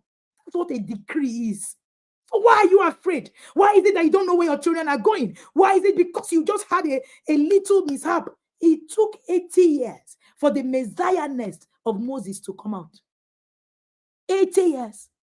And you know the interesting thing? The mother of Moses or the parents of Moses didn't see anywhere where it was written that Moses will become a Messiah. What can you see? Nobody prophesied about Moses. Nobody said that it will be Moses. They just said there will be somebody who will deliver. But they heard it and they keyed into the prophecy and said, this is my own. Me, my child will become this person that we save. What are you decreeing? You have the power. The Bible said that when these men came together and they were, trying to come together to build a tower to reach heaven, God said, these people have proposed in their heart. It is going to happen if I do nothing. You do not understand the kind of will that you have. You don't understand the kind of, you don't understand the kind of power you wield. You are a God. You are a king. Stop confessing. I'm a king. Stop writing those kind of, what do you people call it? Affirmations. Kings don't affirm. It's an attestation of their being. That's who they are. Prophecies are not mere confessions. They are covenants. When you speak it, you embody it. No matter what it is that you're seeing in your parenting, you know that a decree has been made. So you must move from confessions in your parenting to walking in covenants. Kings don't confess. Kings covenant. Kings don't confess. Kings decree. They don't dilly-dally. They decree. They are not indecisive. They decide. Those are who kings are. Right? Kings don't preach. They prophesy. They don't preach. They don't explain. They don't. Have you ever seen a king explaining themselves? I've said it because, I try to explain to you that when people come out, they are going to become like this. They have no business explaining nada. Hey, they don't need to explain. That's why I owe nobody no explanation whatsoever, because I have the power to decree, so that my children can become. Decree so that your children can become. It is when you decree, it's in your decree that your children will become from. Say it. What if it doesn't happen? That means you don't even believe who you are. When kings make decrees, do they ask what if you don't? They just make it and they go to sleep. Make decrees. Stop walking in confession. I confess. What are you confessing? Stop confessing. Kings don't confess. Kings don't. You know too much for you to be confessing. Stop confessing. Stop decreeing. Stop prophesying. Start walking in covenants. The prophecies are to be believed, not argued. Not to be worried about.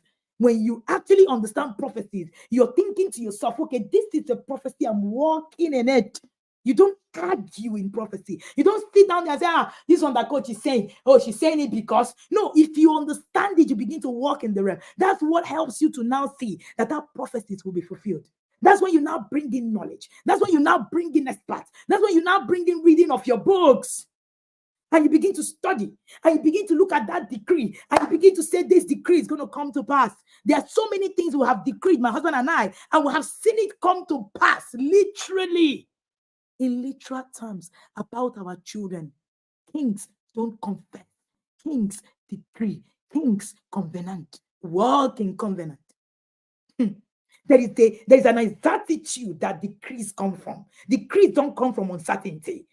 Stop being unpredictable. I don't know what it is that is happening. Prophecies are to be believed, not to be argued. So as a king, what prophecies are you making about your child? How much do you believe in them? It was an ordinary woman, Mary, that the angel walked up to and said, you will become the mother of the Savior of the world. And you believed?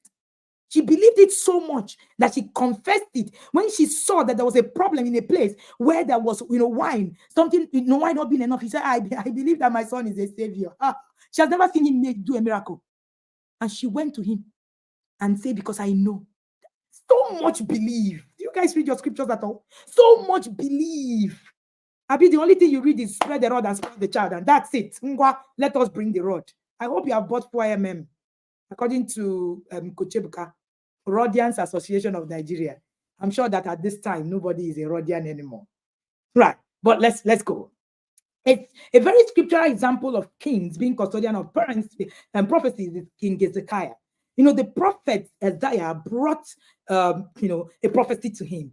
He needed Hezekiah to believe it to make decree. That's why I said, no matter what your pastor says to you, if you cannot decree it, that pastor's word cannot happen in your home. You need to decree it. You need to decree it. Right? So let us now, that was how that prophecy was fulfilled. You want to get the whole scripture, read Isaiah 37, 37, the whole of Isaiah 37, and then the whole of 2 Kings 19. You will get that story about Hezekiah. Time will fail me to do that. Kings are custodian of preparations. Kings are custodians of preparations. Preparation is a process of equipping oneself and others with skills, with knowledge, with resources needed to succeed. Kings must ensure that they and their successors are well prepared for the challenges away. Why are you always, every time? You are so focused in getting your children to obey blindly instead of skilling them up. You just want them to, sit down there, stand up there. You just want your children to just do as I say. If I'm talking, you're talking. The kind of person you're raising. I wrote a book, Raising the Independent Thinking Child. And in the book, I said something in that book. I said, see, if you do not understand that you can raise a foolish virgin, she's so good, yet she's foolish, you'll be in trouble. As in, your children actually, they are so good. When I hear people say, I don't really need to learn parenting. My children are very obedient. You are actually the one that need the inner circle more than anybody. My children are very obedient. They don't have any problem. Everything is working perfectly. Oh, they obey me. Once I state, your children might actually be blind obeyers. Blind. And those are the children who cannot create. They are the workers and the complainers. It was Dr. Gushola that said it. The complainers. They can't think. You're not creating people who can think. Kings are custodian of preparations. Kings are custodian of preparation. What are you preparing? Do you know that the problem in that scripture about the foolish virgin, the problem was not that they were not righteous. All of them were righteous. The Bible said that they were not prepared. They were not prepared. There was no extra. They just prepared them normally. Are you just doing the normal thing every other person is doing? It will fail you. Because the what ifs is what distinguishes your child. The what ifs is what distinguishes your child. If you are not asking the what if questions on your parenting, see, you are a product of the kind of questions that you are asking. And that will come from the kind of knowledge you are assimilating. The more knowledge you gain, the more questions, relevant questions that you actually put, in relevant questions. So what are the questions you're asking? What if? What if? What else? I call it the what if and the what else is. That's preparation. The wise virgins, ask, what if the king doesn't come on time? Let us take extra oil. What are the extras you're giving your children on your parenting journey? Are you an advantage or a disadvantage? Do you know you can become a disadvantage to your children just by the kind of thing that you're doing? Not giving them anything extra. How do extraordinary people see? The world will not reward your children for being good. They will reward them for being valuable. My child is good. My child is obedient. There's no reward for it in the world system. And see, we are not. It was Papa that was saying we are not the salt of the church. Neither are we the light of the church. We are the light of the world. The world does not reward goodness. My child is good. My child is righteous. Is he a good thing? Yes. But there's a reward. The reward comes in the value you give to your word. The value you give to your word. What value are you creating your children to become? How valuable are they becoming? Who are they becoming? Or is it just my child made 10 A's? Is that what we're talking about? What can they change in their systems? What is the extra? We call it the gift of extra in the inner circle. What is the extra you're equipping your child? Your child, because that's what the world will reward. The world doesn't reward potential. My child has the ability to. My child, it is what can your child change? The world is rewarding me today because of the value that I bring. Because nobody asks me first on the table or kings, and I tell you for free, I have sat on tables with kings, right? Kings, and I mean kings. Nobody will ask me on that table, Coach Wendy, how good are you? It's inconsequential. What I'm asked at that table is how valuable are you? How valuable are you? What value do you bring to this table? Is goodness good? Yes. Is righteousness good? Yes. But the Bible says, my people perish for lack of knowledge. So it's not lack of being good or lack of being unrighteous. How prepared are your children? Kings are custodian of preparation. And a very key example when we talk about preparation is when you see the story of Joseph. Do you know that Joseph stayed 14 years in the prison for him to ascend that throne? So when you read that scripture, say, so we read it as if they're following the Potiphar now called him and just gave him a robe. And just called, it's a lie. 14 damn years. The 14 years of preparation. The 14 years of preparation. In those years, you know what he was doing?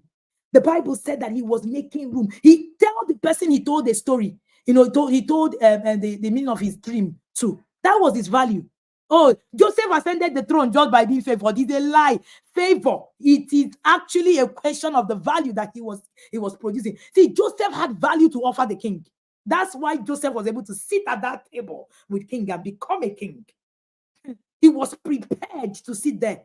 So the next time you read that story, I say, by the favor of the Lord, Joseph just woke up. Do you know that while he was there, he actually interpreted the dream for someone who was supposed to be in the king's palace and said to him, remember me.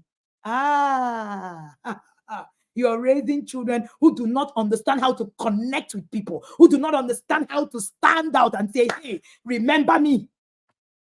Remember me. Because you just tell your children, you are too good, you are good. We have taken this affirmation that is destructive to our children. You are just perfect, you are just built and wonderfully made. Oh, you are good, everything is perfect about you. Oh, Lord. And then the child is not prepared for nada. So when the child now gets to that place, the child is supposed to where the child is supposed to sit, the child doesn't know what to do. The child does not know how to get themselves at the table. Do you know it was that same guy who Joseph told that went to the palace and said, there's one man who helped me when I was in the prison. One man who helped me. Can your child position themselves to market themselves with their potential to actually be called, be prepared for the opportunity? I told you a story about our son, how he was positioned to gain a space on the table. In position. What is the position of your child right now? Ask yourself, what's the position of your child? or you're just giving empty affirmations.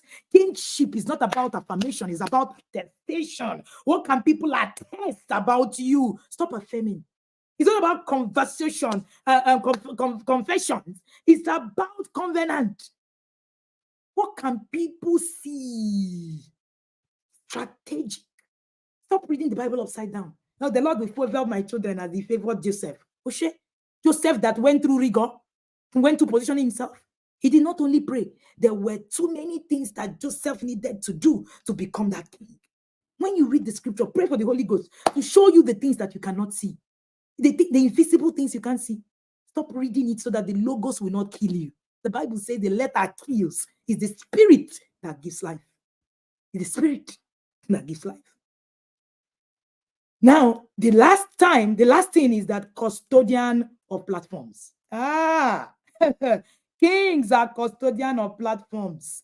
I heard a story by Daddy Gio, who said he went to actually go do a session. You know, he was praying. Everybody was in that retreat. Everybody was seated down. Everybody was talking in that retreat. And then he didn't want, he saw one man, right? He saw one man who was not, who was not reading, who was not praying. A retreat now, pastor's retreat. Everybody was praying, preparing. So he was not praying. He was like, hey, this pastor that is not praying. This pastor was not praying. So he decided to go. He decided to go to, go and just, watch this guy. He said on the day that the prayer meeting started, the guy just opened his mouth and just said, hallelujah. One preaching, everybody was on the floor, anointing everywhere. Yapa. Everybody was praying, session, very hot. But did you say, Baba, I saw this guy drinking tea.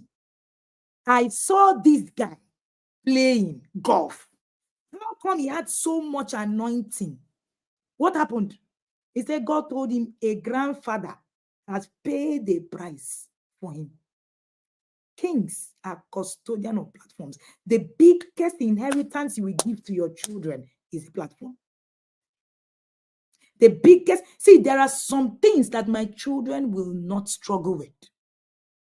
If you do not fight a war today, the war you don't fight for your children today, they will fight, you will leave it for them to fight tomorrow, next tomorrow.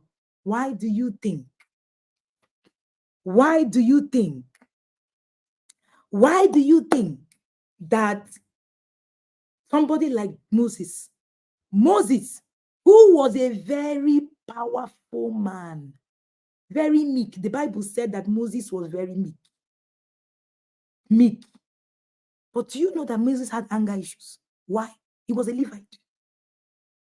There was something about where he was coming from. A war that somebody didn't fight, he caught up with him.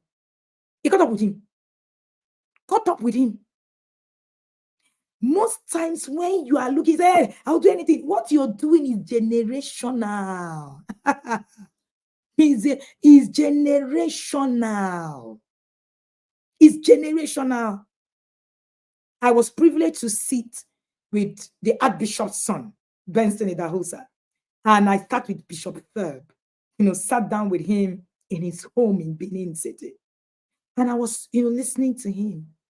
And I smiled at some of the things that he said. But that confirmed to me, there are wars we fight. Your children have no business fighting them. You would have built a platform for them. Platform where your children will just come and sit. Do you know that you can actually build a table where your children just sit? They just sit. You've created the platform for them to be on. What platforms are you creating? What relationships are you building? The Bible said that that he favored in the house of somebody in the house of David to favor just for the sake of Jonathan. What are the strategic relationships you are building? What are they? What are the things? Can your children wake up tomorrow and say, because of your father, this is what will not happen to you?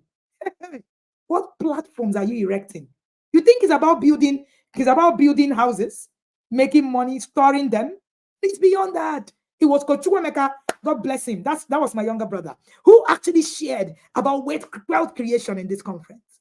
And he was talking about how to create wealth. And he said relationship is a big aspect of wealth creation. Do you know that money is the least on the wealth creation, ladder? Money is the least of your problems. What platforms are you building? What platforms are you creating? What platforms are you erecting?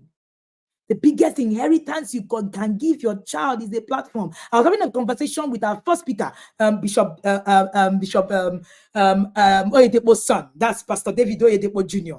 And he said something. He said, my father actually already gave me this. There is no how I can't have access to this. My head spinned. What are you talking about? There are some things some people will never suffer, no matter how you want to fight. No matter how angry you can get angry, you are angry for nothing. For nothing.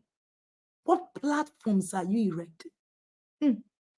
What platform are you erecting? David favored someone just because of Jonathan. What relationship? Can somebody wake up tomorrow and say, because of this man, I will favor his children? Relationships. Relationships. Teach your children to recognize. Platforms is about recognizing opportunities to lead, to make a difference. Encourage them to build networks. Erect platforms. I've said it. Make a table, create an umbrella, put men under. That's what a platform is. Don't tell me that, you cannot, it cannot come out of, you didn't come out of wealth. So therefore, you have a parenting advantage. You can become an advantage to your children by the things you learn. I have seen it happen. There are some places where my father wasn't a parenting advantage to me, but I've also learned to become a parenting advantage to my own children. Things go, strategically. You see this thing of I must beat, I must flog, I must, destroy my children, I must spread the rod. It is gone forever in my lineage. Nobody will parent anybody like that anymore. Nobody. I have erected a platform that generations after generations will be able to take in, and they will raise people who will man their world, who will actually rule their world with exactitude. Nobody who comes from our loins will actually be anyhow. It's been erased for life. For life. For life. So it is important for you to begin to think about the process, that you are putting through. Now, when you talk about platforms, look at Queen Esther. And, kings use their platform. They understand how to use platforms. Queen Esther used her platform, strategically putting it out there to ensure that this, happen. Another example was King Cyrus and the restoration of Jerusalem. Cyrus decreed, used his platform to actually get that restoration happening. All right, let's quickly run. And I just, share the last part of my conversation and we will go. The 5 Ks of raising kings. The 5 Ks of raising kings. Number 1, I want you to understand that a king's power lies not in his throne, but his knowledge and wisdom. The king's power lies not in his throne, but in his wisdom and knowledge. So your power is not in I am on the throne, I'm making. No, that's not where your power is. It's in your wisdom and your knowledge. The quest for knowledge is the first part to kingship. So number 1K is knowledge. Knowledge is the foundation. Knowledge is the foundation of bringing, right? Bringing, putting leaders, build vision. The foundation upon which the kings build vision, make informed decisions, guide others. Without a solid base of knowledge, leaders cannot effectively actually inspire confidence in those that they lead. You can't inspire confidence. You don't have knowledge, you want to lead people. In fact, one of the biggest strategy is tragedy in parenting today are parents who are raising children who are more knowledgeable than they are. Children who are more knowledgeable than they are. They're just raising you. You don't know. You don't know anything. I don't know. Like somebody that sat on the throne in our country. When we was asked, he said, I'm not aware. You are not aware. You don't know anything. You don't. What are they even saying? Did our parents learn anything? You will be so lost if you are still on that place. Now, you must instill the love of learning. You need to start learning. In the inner circle, one of the things that happens is that you will learn. So if you are a lazy learner, the inner circle will change it for you. Because we're on the move. Learning is a king's honor. It's part of the king's honor. Wisdom. That's why King Solomon was so powerful. He was powerful for wisdom. He was powerful for wisdom. That's what he was revered for. People came to him. How do you think he got it? Studying, searching, researching, getting access to things. What you don't know is bigger than you. Learn it. Learn it. Instill the love of learning. It's very interesting how I see parents. You finish school, all these past exams, come out top. I came out top of my class so that you don't think that I was an one olodo. That's why I don't like, all A's. I came out top of my class. My children make all A's too. So that's not what we're talking about. But most of us who came out top, like, where is our certificate? On that, what are you creating with it? That's the most important question, right?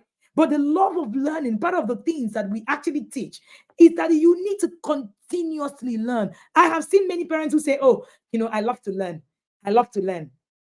But you find out, or they'll say, oh, it's my children that need to learn. I've learned my own. I've finished learning. Some of you have not read one thing since you left university. That's a dead. No king can rule a kingdom like that. No king.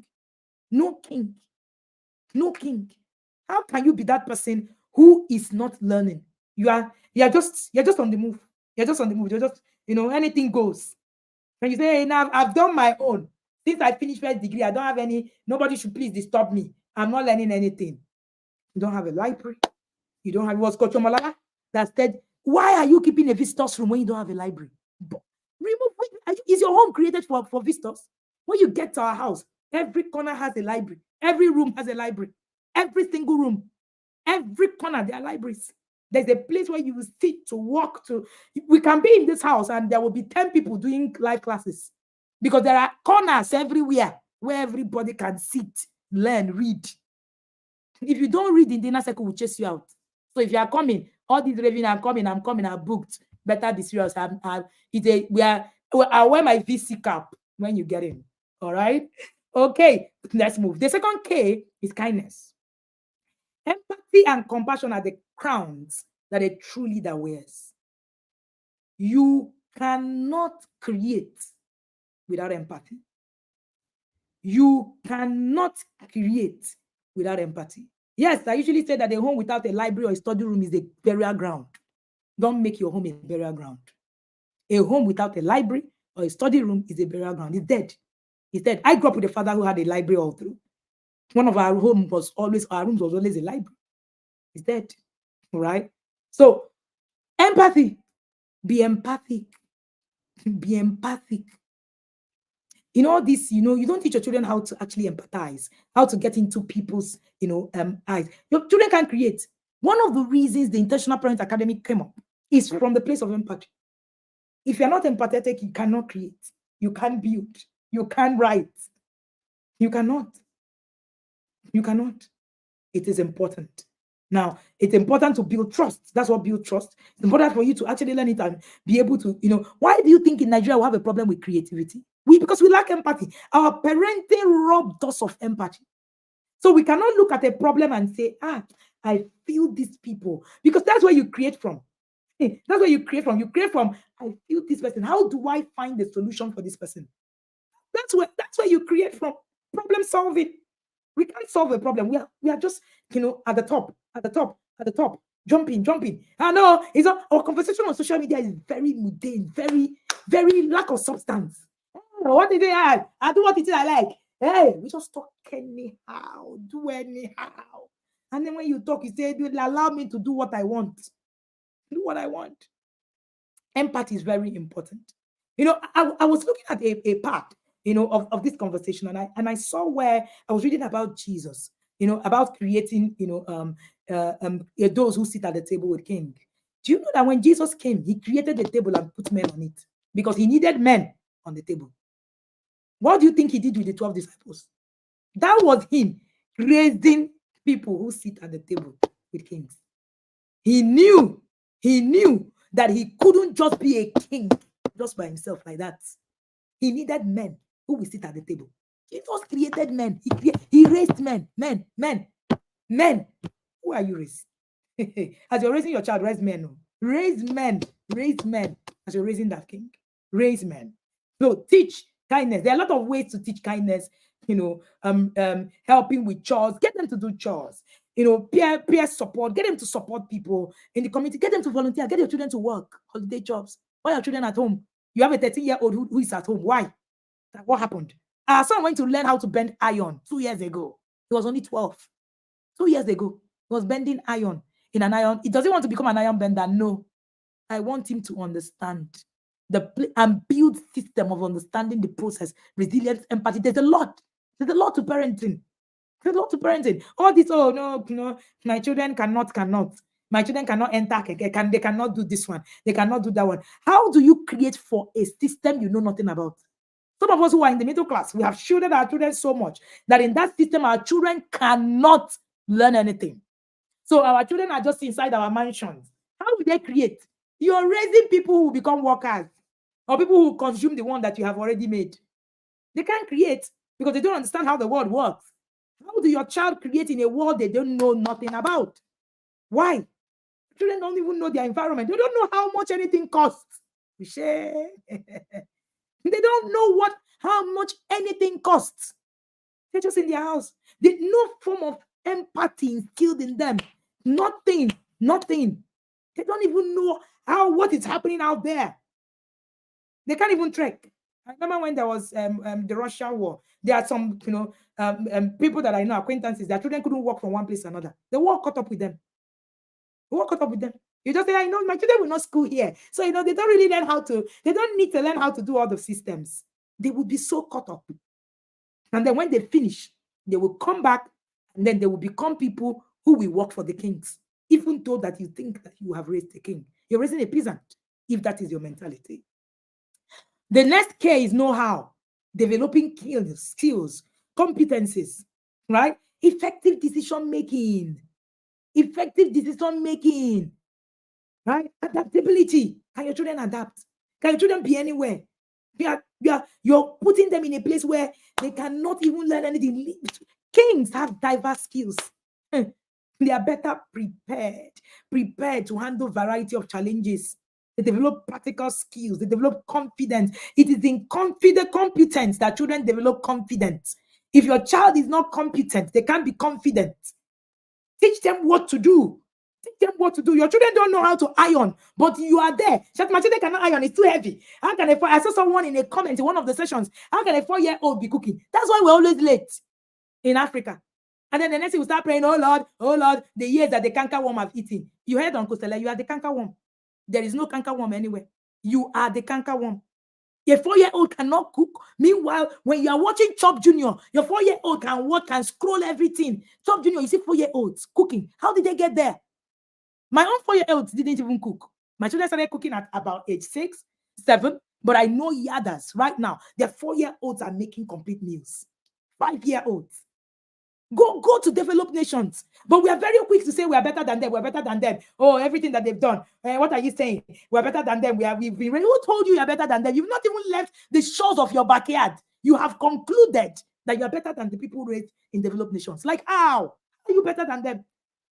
How are you better than them? Like, is that a joke? Is that a joke? You're not raising your children. You're not skilling them up in anything. They are small. But any small thing, you have carried the cane. Somebody who is, you are so ego-centered in your parenting. You're not learning anything. All you want to just do is just to inflict pain and just, can just fulfill your own ego to answer that you are that parent who is actually I'm parenting my child well. Is that really true? Is that really true? What skills does your children have? Somebody asked us one of those days and said, this your house is too big. Who cleans it? You bring people who clean. I said, why? The children are very competent. Clean it from top to bottom. Why do I need to bring someone to come and clean it? Skills. Meanwhile, we don't own a cane in our house. But you will slave from morning till night. Do everything for your child. Cook for them. Because according to you, they are just 6 years old. Put on Chop Junior. You see 6 years old chopping food, bringing it. You're looking at them and say, this over there, you want children, and they do many things. Hey, that's why when we travel abroad and we relocate, our children cannot carry their bags from one point to another. So my friend, was doing an analysis for me. I was in the US last month, and she was saying African immigrant children always struggle with skills. Always. Because we don't start early. How do you want to compete with a Chinese young girl who has been skilled up? A child who has been skilled up from day one at age 4, learning gymnastics. Then you want to start learning gymnastics at 15. You want to go to Olympics and compete with her. How now? How? It's called a cumulative advantage. You called a cumulative advantage. That's what they have. We don't have it. So while you are there making noise, African children are well disciplined. They are very respectful. Is that so? How has that gotten you a seat at the table with kings? How has that given us a seat? Has it given us any seat? No, it doesn't. You're very respectful. Oh, you don't, because you are raising children who just one yes member. Anything you say, yes. If your child cannot say no to you, you are actually raising a time bomb. A child should be able to say no to you before they can say no to people outside. That's why your children will be molested outside. They cannot say no. And then you blame them because you shut them out so much. So much. And then at the end of the day, you say, oh, no, all these things. It's not children raised abroad. They do children raised in Africa. I better. Who told you? What research did you make? Where have you gone to? You just sit down in your corner, conclude. Like African children, they are well raised, they are better raised. Because you saw a movie on TV where they showed you black Africans, black Americans, or some white spoiled people. You say, that's it. That's why I don't like, this abroad. That's why I don't want to jabba. Is that the conversation? That's not the conversation, please. The conversation is about irresponsible parenting is cut across. It cuts across everywhere. Nowhere is left out. So let me round off so that we can begin to go. I'm sure that if you are able, if you want to begin to hear more, you want to actually get into the inner circle. The yard will show you. The yard will show you what it is that you need to do. Of course, African children are more traumatized, obviously. That's why we cannot create. Shebi is when you finish dealing with yourself. You can now come to the place where you're not saying, hey, I want to now create. How do you create when you cannot even, you're not stable? You can't create in instability. Never. You can't. Let's quickly run. The 4th K is kingship. Understanding leadership. Embodying leadership. Kingship involves taking responsibility. I've said it before.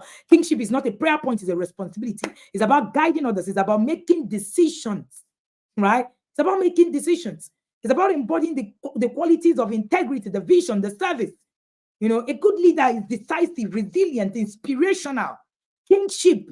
And then there's also the servant leadership. Teach your children to serve. Stop raising entitled people. Let them serve. Let them serve. Serve. Our children this holiday are serving in 2 camps differently. Let them go and serve. They will serve. They will answer yes, ma, yes, sir. That's why you have a problem with learning, because you're still dealing with so much ego. So much ego. Who is the person to actually tell me our children are learning now? Service. Because leadership is about service. It's not about being in one place. You are firm, you're a leader. It's not about affirmation. It's a attestation of your being. All right. And then the last one, which is the kingdom. K, which is the kingdom, right? Strong communities connections are pillars of a kingdom. So when you help your children to envision their future, it builds the kingdom of tomorrow. It builds the kingdom of tomorrow. So one of the things that you want to do is to teach your children what a kingdom is about. What is the kingdom? The environment of your children. I won't go so much. If you listen to that Coach Dozier's session, he talked a lot about environment. What is the environment of your children? Your house is, so chaotic. Everywhere is structureless. Do you know that children don't thrive in unpredictability? Somebody was teaching, and he said, does it apply to toddlers? Toddlers are the ones that need structure the most. If you have children who are toddlers, you will find out that they are the ones that need structure the most. They are the ones that need structure the most. My moderators are here. I'm about to round off. They are the ones that need structures the most. So Unpredictability is the enemy of parenting, is the enemy of kingship. No kingdom. Have you seen how kings come out? There's a system, there's a structure, there's what to wear. Somebody sent me a chat today and said, I saw your daughter, I know at graduation, they were doing grade primary, SS3 Abby to SS1. He said, I like the way your daughter really dressed. Every time, covered and all of that. I said, there is a pattern. It's a kingdom. In our kingdom, we don't dress anyhow. It does not exist. She already understands it. So I don't even need to be there for her to actually wear it, right? So create opportunities for growth. Encourage. Make sure that your home is a home where people can come to. Your children want to be at home. Stop creating so much chaos. Most of us didn't want to be in the house. So we all ran away. If we are being truthful, most of us ran away from home. You don't want to agree, but you will come out and say, but we done that okay. They did it to us. Oh, if they didn't beat me, I wouldn't have been like this. Hey, it's the beating they gave me. That's why I'm like this. It's not true. You eventually ran out of the house. You married early. Some of us even married wrong because we wanted to run out of the house. You were running from a chaotic environment, yet you want to create the same chaotic environment for your children. And you say they made you. How did it make you? How does a chaotic place make someone? Like, how?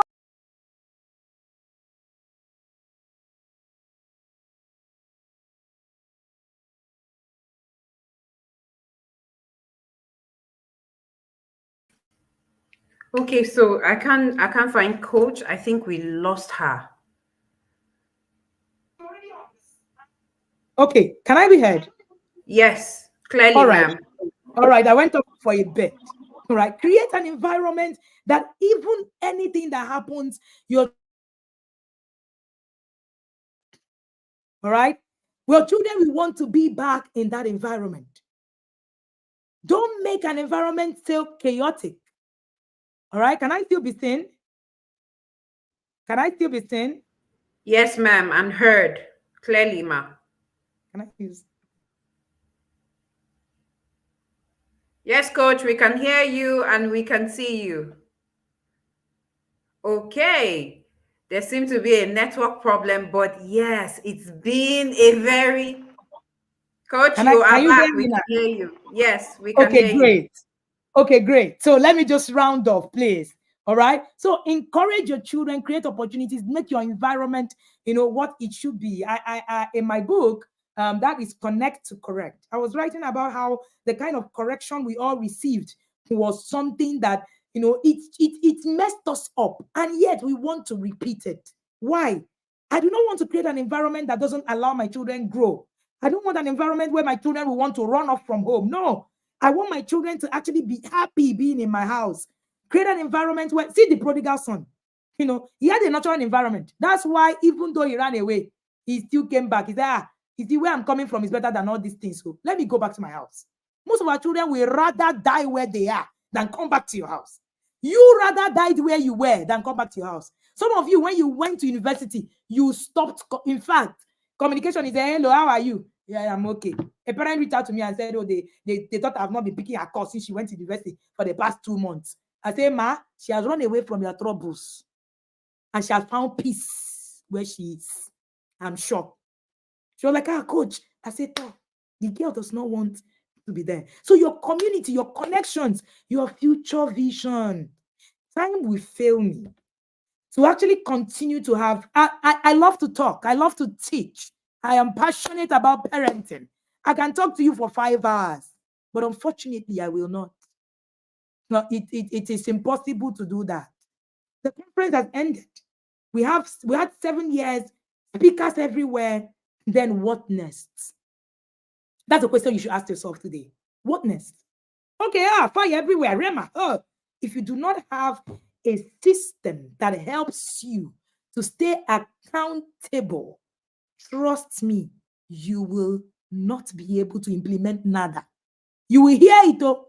The problem is not people say, it is the people who the truth that sets you free. It's not the truth that sets you free. It is the truth you implement. If you don't use the truth, you are not free. You are not free. So you can still be in bondage and mean so much truth. How do you implement truth? Systems. Systems. It's not goals. When you create goals, there's a limit to it. The delivery of systems, that's what perpetuates delivery. Join a system today so that the truth you hear, this truth you have heard, it can actually set you free. If not, you will not be free, but you will know it. You will be counted as one of those who heard the word. The book that I read said they heard the word, but there was no root. There was no root. So you must grow roots. And I'm going to end with that I said, that my pastor said today. When a tree grows fruits, the tree does not ask you to come and have fruits. The tree just stays and you gather under and you pick the fruit. What you need to do is to grow fruits. Be rooted so that you can become so fruitful.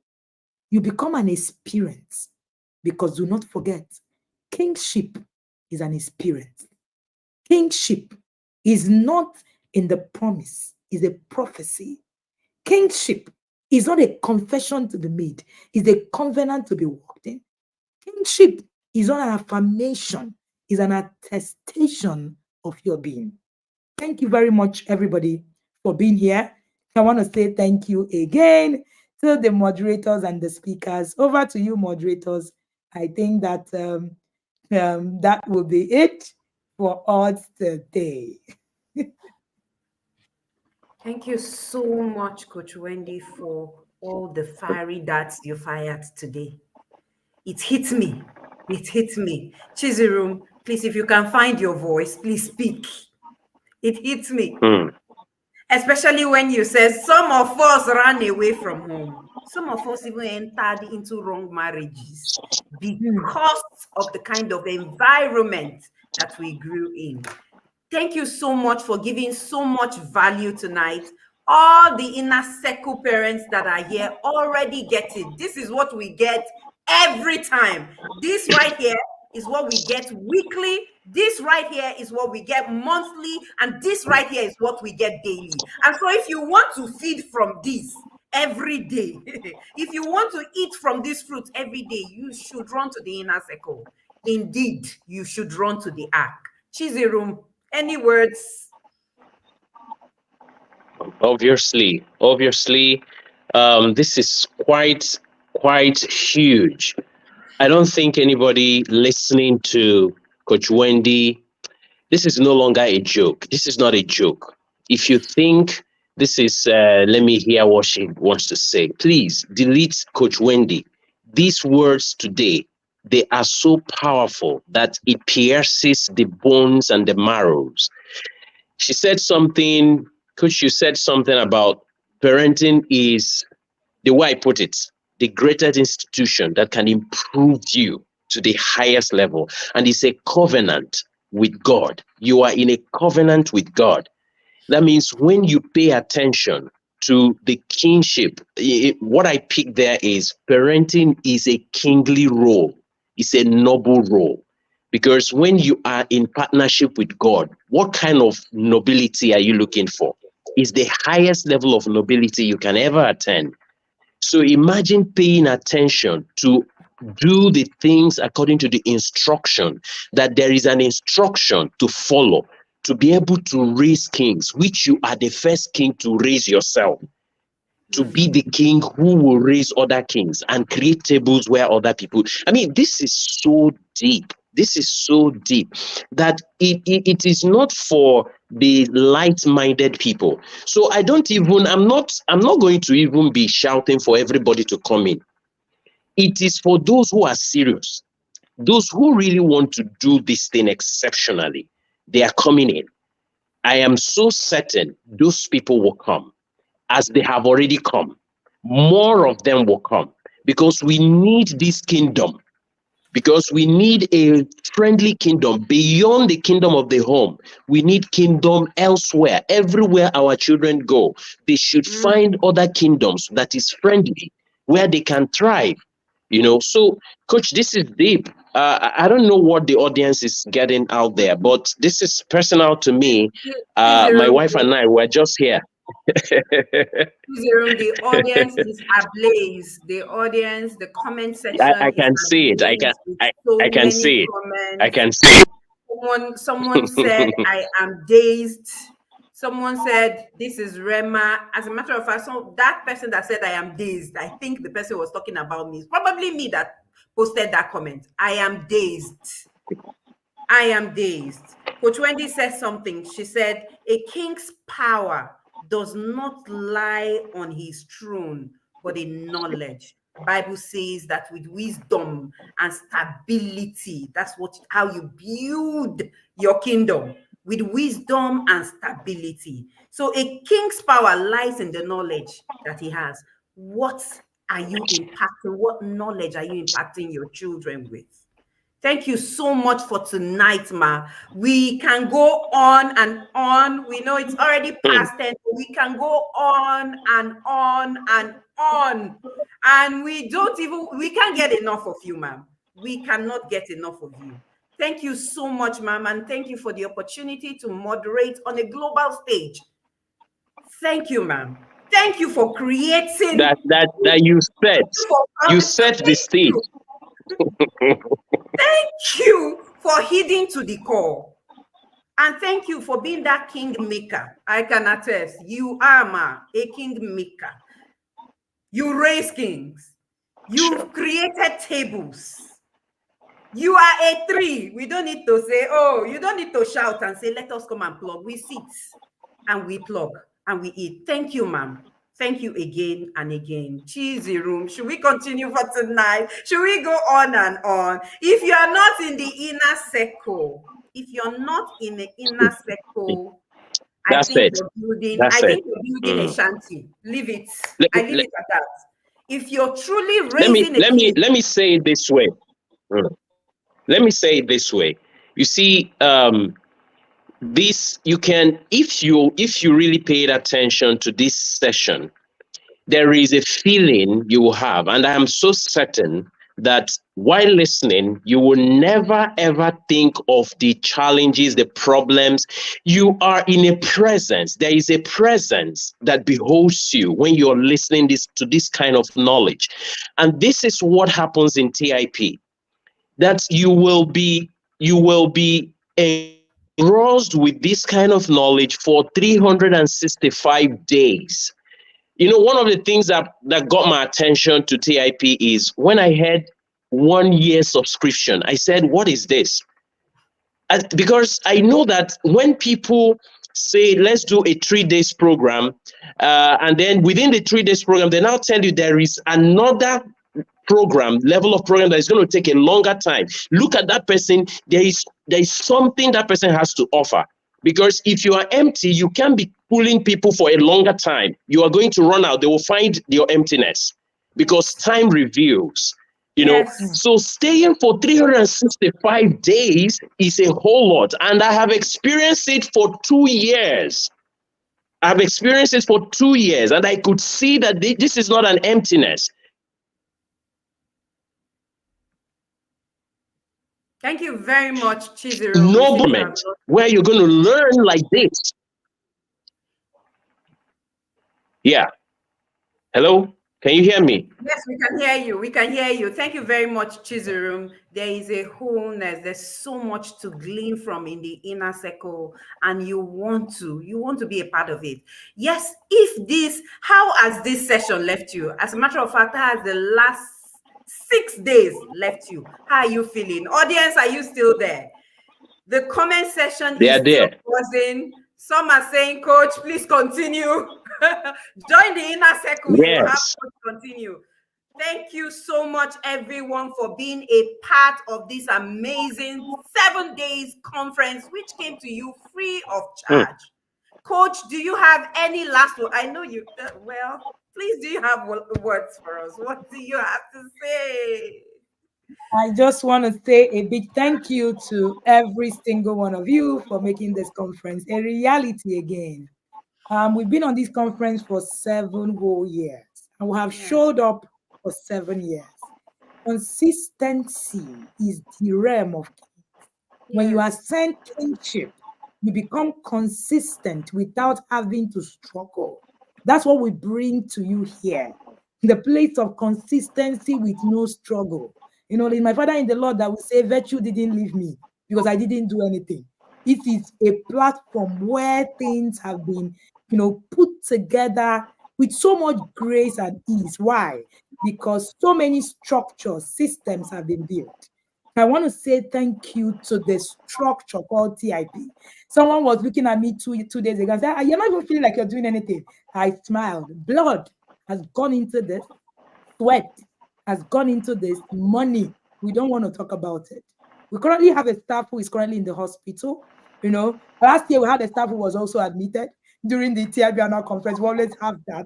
But, God has just, been faithful. And I just want to say thank you to everybody, who actually was here. And I want to say thank you to the official MC, the moderators.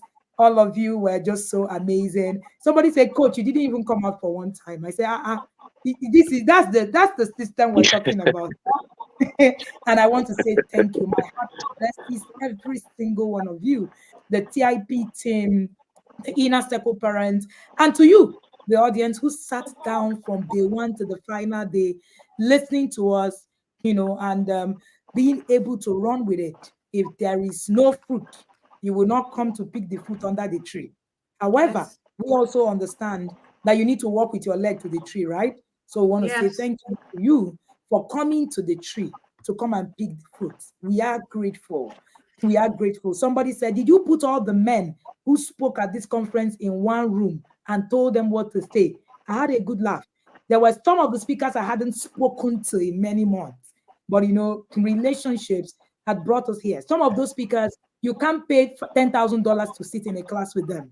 You can't afford to, but you have been able to listen to them at no cost for you, but it cost us a lot.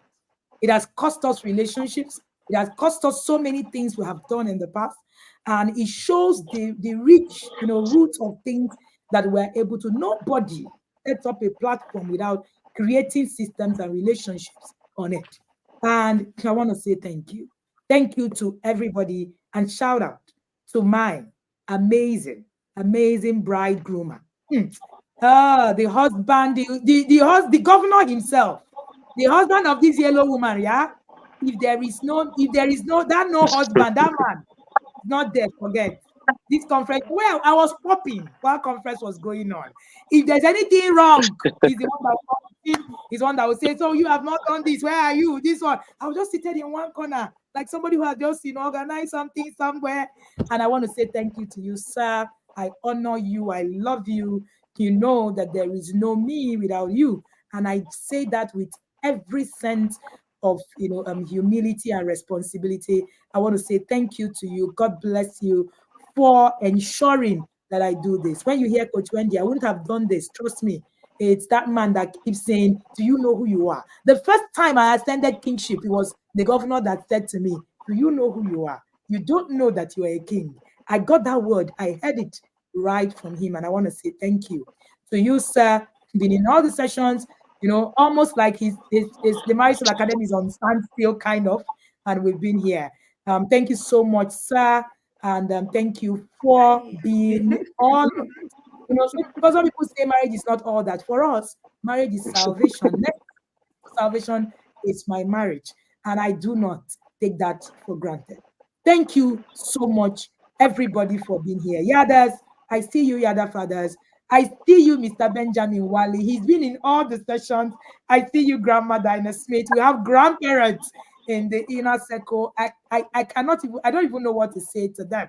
Sometimes when I hear inner circle parents, rave, people say, why do inner circle parents even rave over you? I'm sure you are sitting down somewhere and you're saying, why are they even treating her like that? You don't know about it. When you come, these ones are close to my heart. I want to say shout out to you guys. Thank you to all of our speakers, every single one of them. Some of them, it wasn't convenient. Some of them, it wasn't. You don't want to know what we went through to actually be able to bring these men from wherever it is. Just, make sure that you take these things seriously. Use it for the benefit of your children so that our effort will not be a waste. So that our staff who is in the hospital will not be wasting. She was in the hospital and posting and doing stuff. And I said, bring the phone, don't worry. She said, no, ma, she's still at the hospital bed, receiving treatment, and she's still working. That's how much that we've been able to put into this system.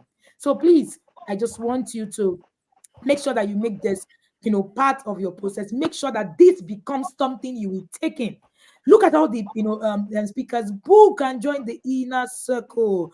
Trust me, that is one place that you want to be in to learn. Don't stop here. If you stop here, you would have actually wasted a lot. And if you want to actually be there, you will be there. It is not something that you just, want to just do.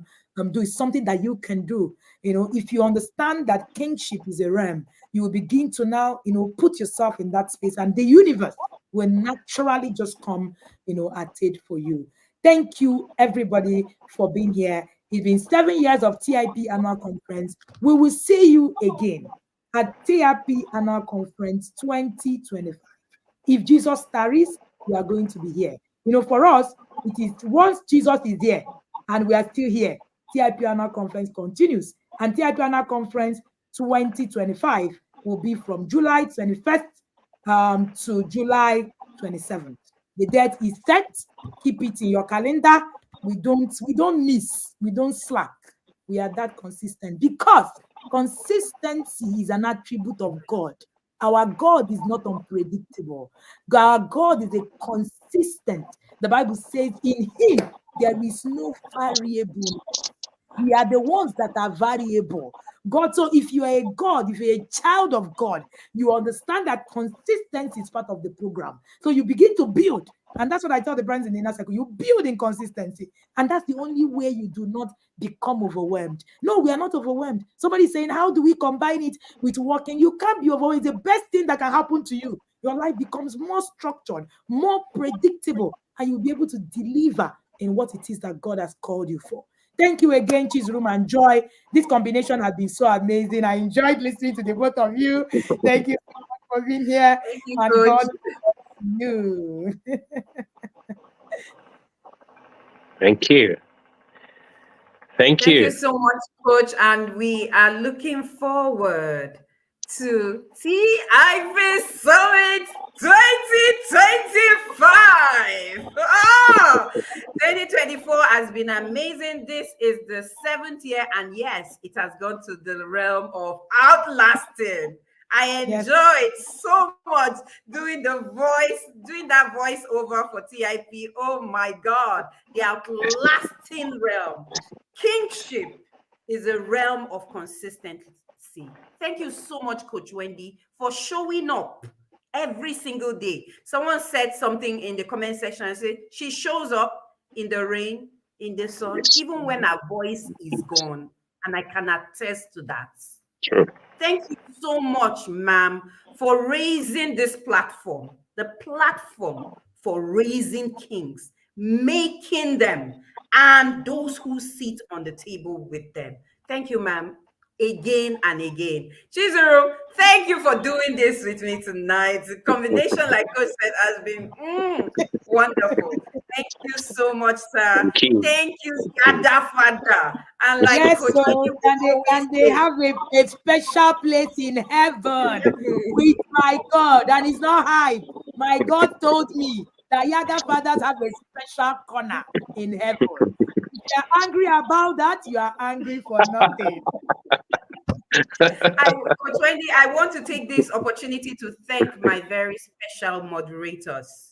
So I headed the moderators this year, and I want to thank them for their sacrifices, for the time that they took out. Some had issues with network and they still showed up. Some were unwell and they still showed up.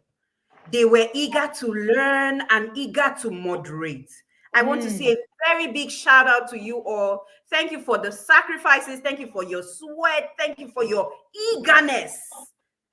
Eagerness. The realm of kings is a realm of knowledge. Thank you for taking out time to learn, to moderate. And we look forward again to having you next year. Thank you very much, and God bless you. Are we leaving here tonight? I don't Yeah. want to leave. Yes, we are leaving. We're leaving. I need to go and walk on my bed after 7 days. Thank you so much, Amazing. Joy. Thank you Amazing. Thank so you, much, ma'am. Jerome. Thank you, thank you, thank you, thank you. I love you all. Love you, everyone. Love you, Yadas. Shout out to all of you. Shout out to, in fact, shout out to Masterpiece Women. I see you guys. I saw you guys. Of course, you know now. If you do not do the, we will go to the room and drag you with the no excuse formula, and you now tell us why. All righty. This is a call to see you. See you in the yard. If you want to do this, you want to still see us, see you come into the yard. Come into the yard. That's where it happens. That's where you need to be. All right. Have an amazing day, everybody. Cheers room. Thank you. God bless you. Joy. Thank you. God bless you. And see you Okay. guys right in the yard. All righty. And this is it. And it's goodbye to TIP Annual Conference 2024. And God has helped us, and we do not take it for granted. Thank you for joining us. Thank you for being here. Thank you for raving over us. Thank you for everything that you have done. And thank you for your love. We do not take it for granted. Have an amazing evening, everybody. See you in the TIP Academy. See you in the yard. If you have questions about anything, the inner circle, or any of those, please reach out to us. Reach out to us on the details on the screen. You can reach out to the number on the Twitters on the screen. We're going to also share with you all the details of how to reach all of our speakers, as a mail if you want to reach them. All right. Remember not to leave the groups if you are in the communities. There's a lot of perks coming from the speakers who want to also share with you so many perks that they have. Please stay on and we will bring all of that perks to you. It is good night as much as I do not want to leave, but hey, we need to leave. We need to leave. We do not have a choice. All right. See you, everybody, and see you right in the yard.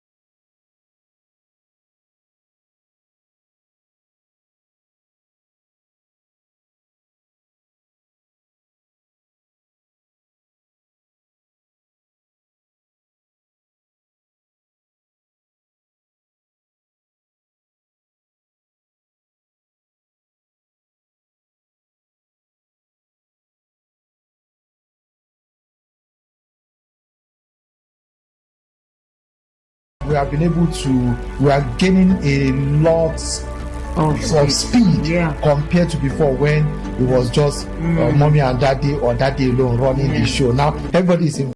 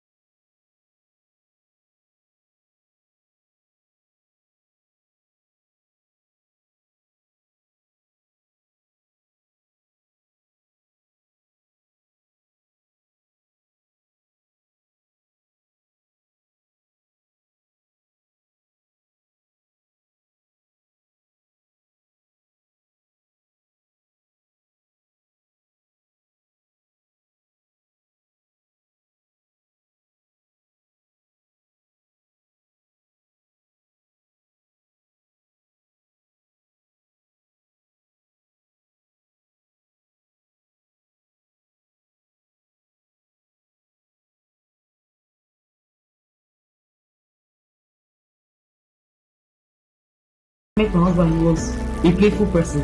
Then marriage and stress of life locked him up. But now in the inner circle, because you will paint, Definitely. you will dance, Of course. you will draw, you will do puzzle, and so that part of him has come back alive again. And because of that, our family is more fun.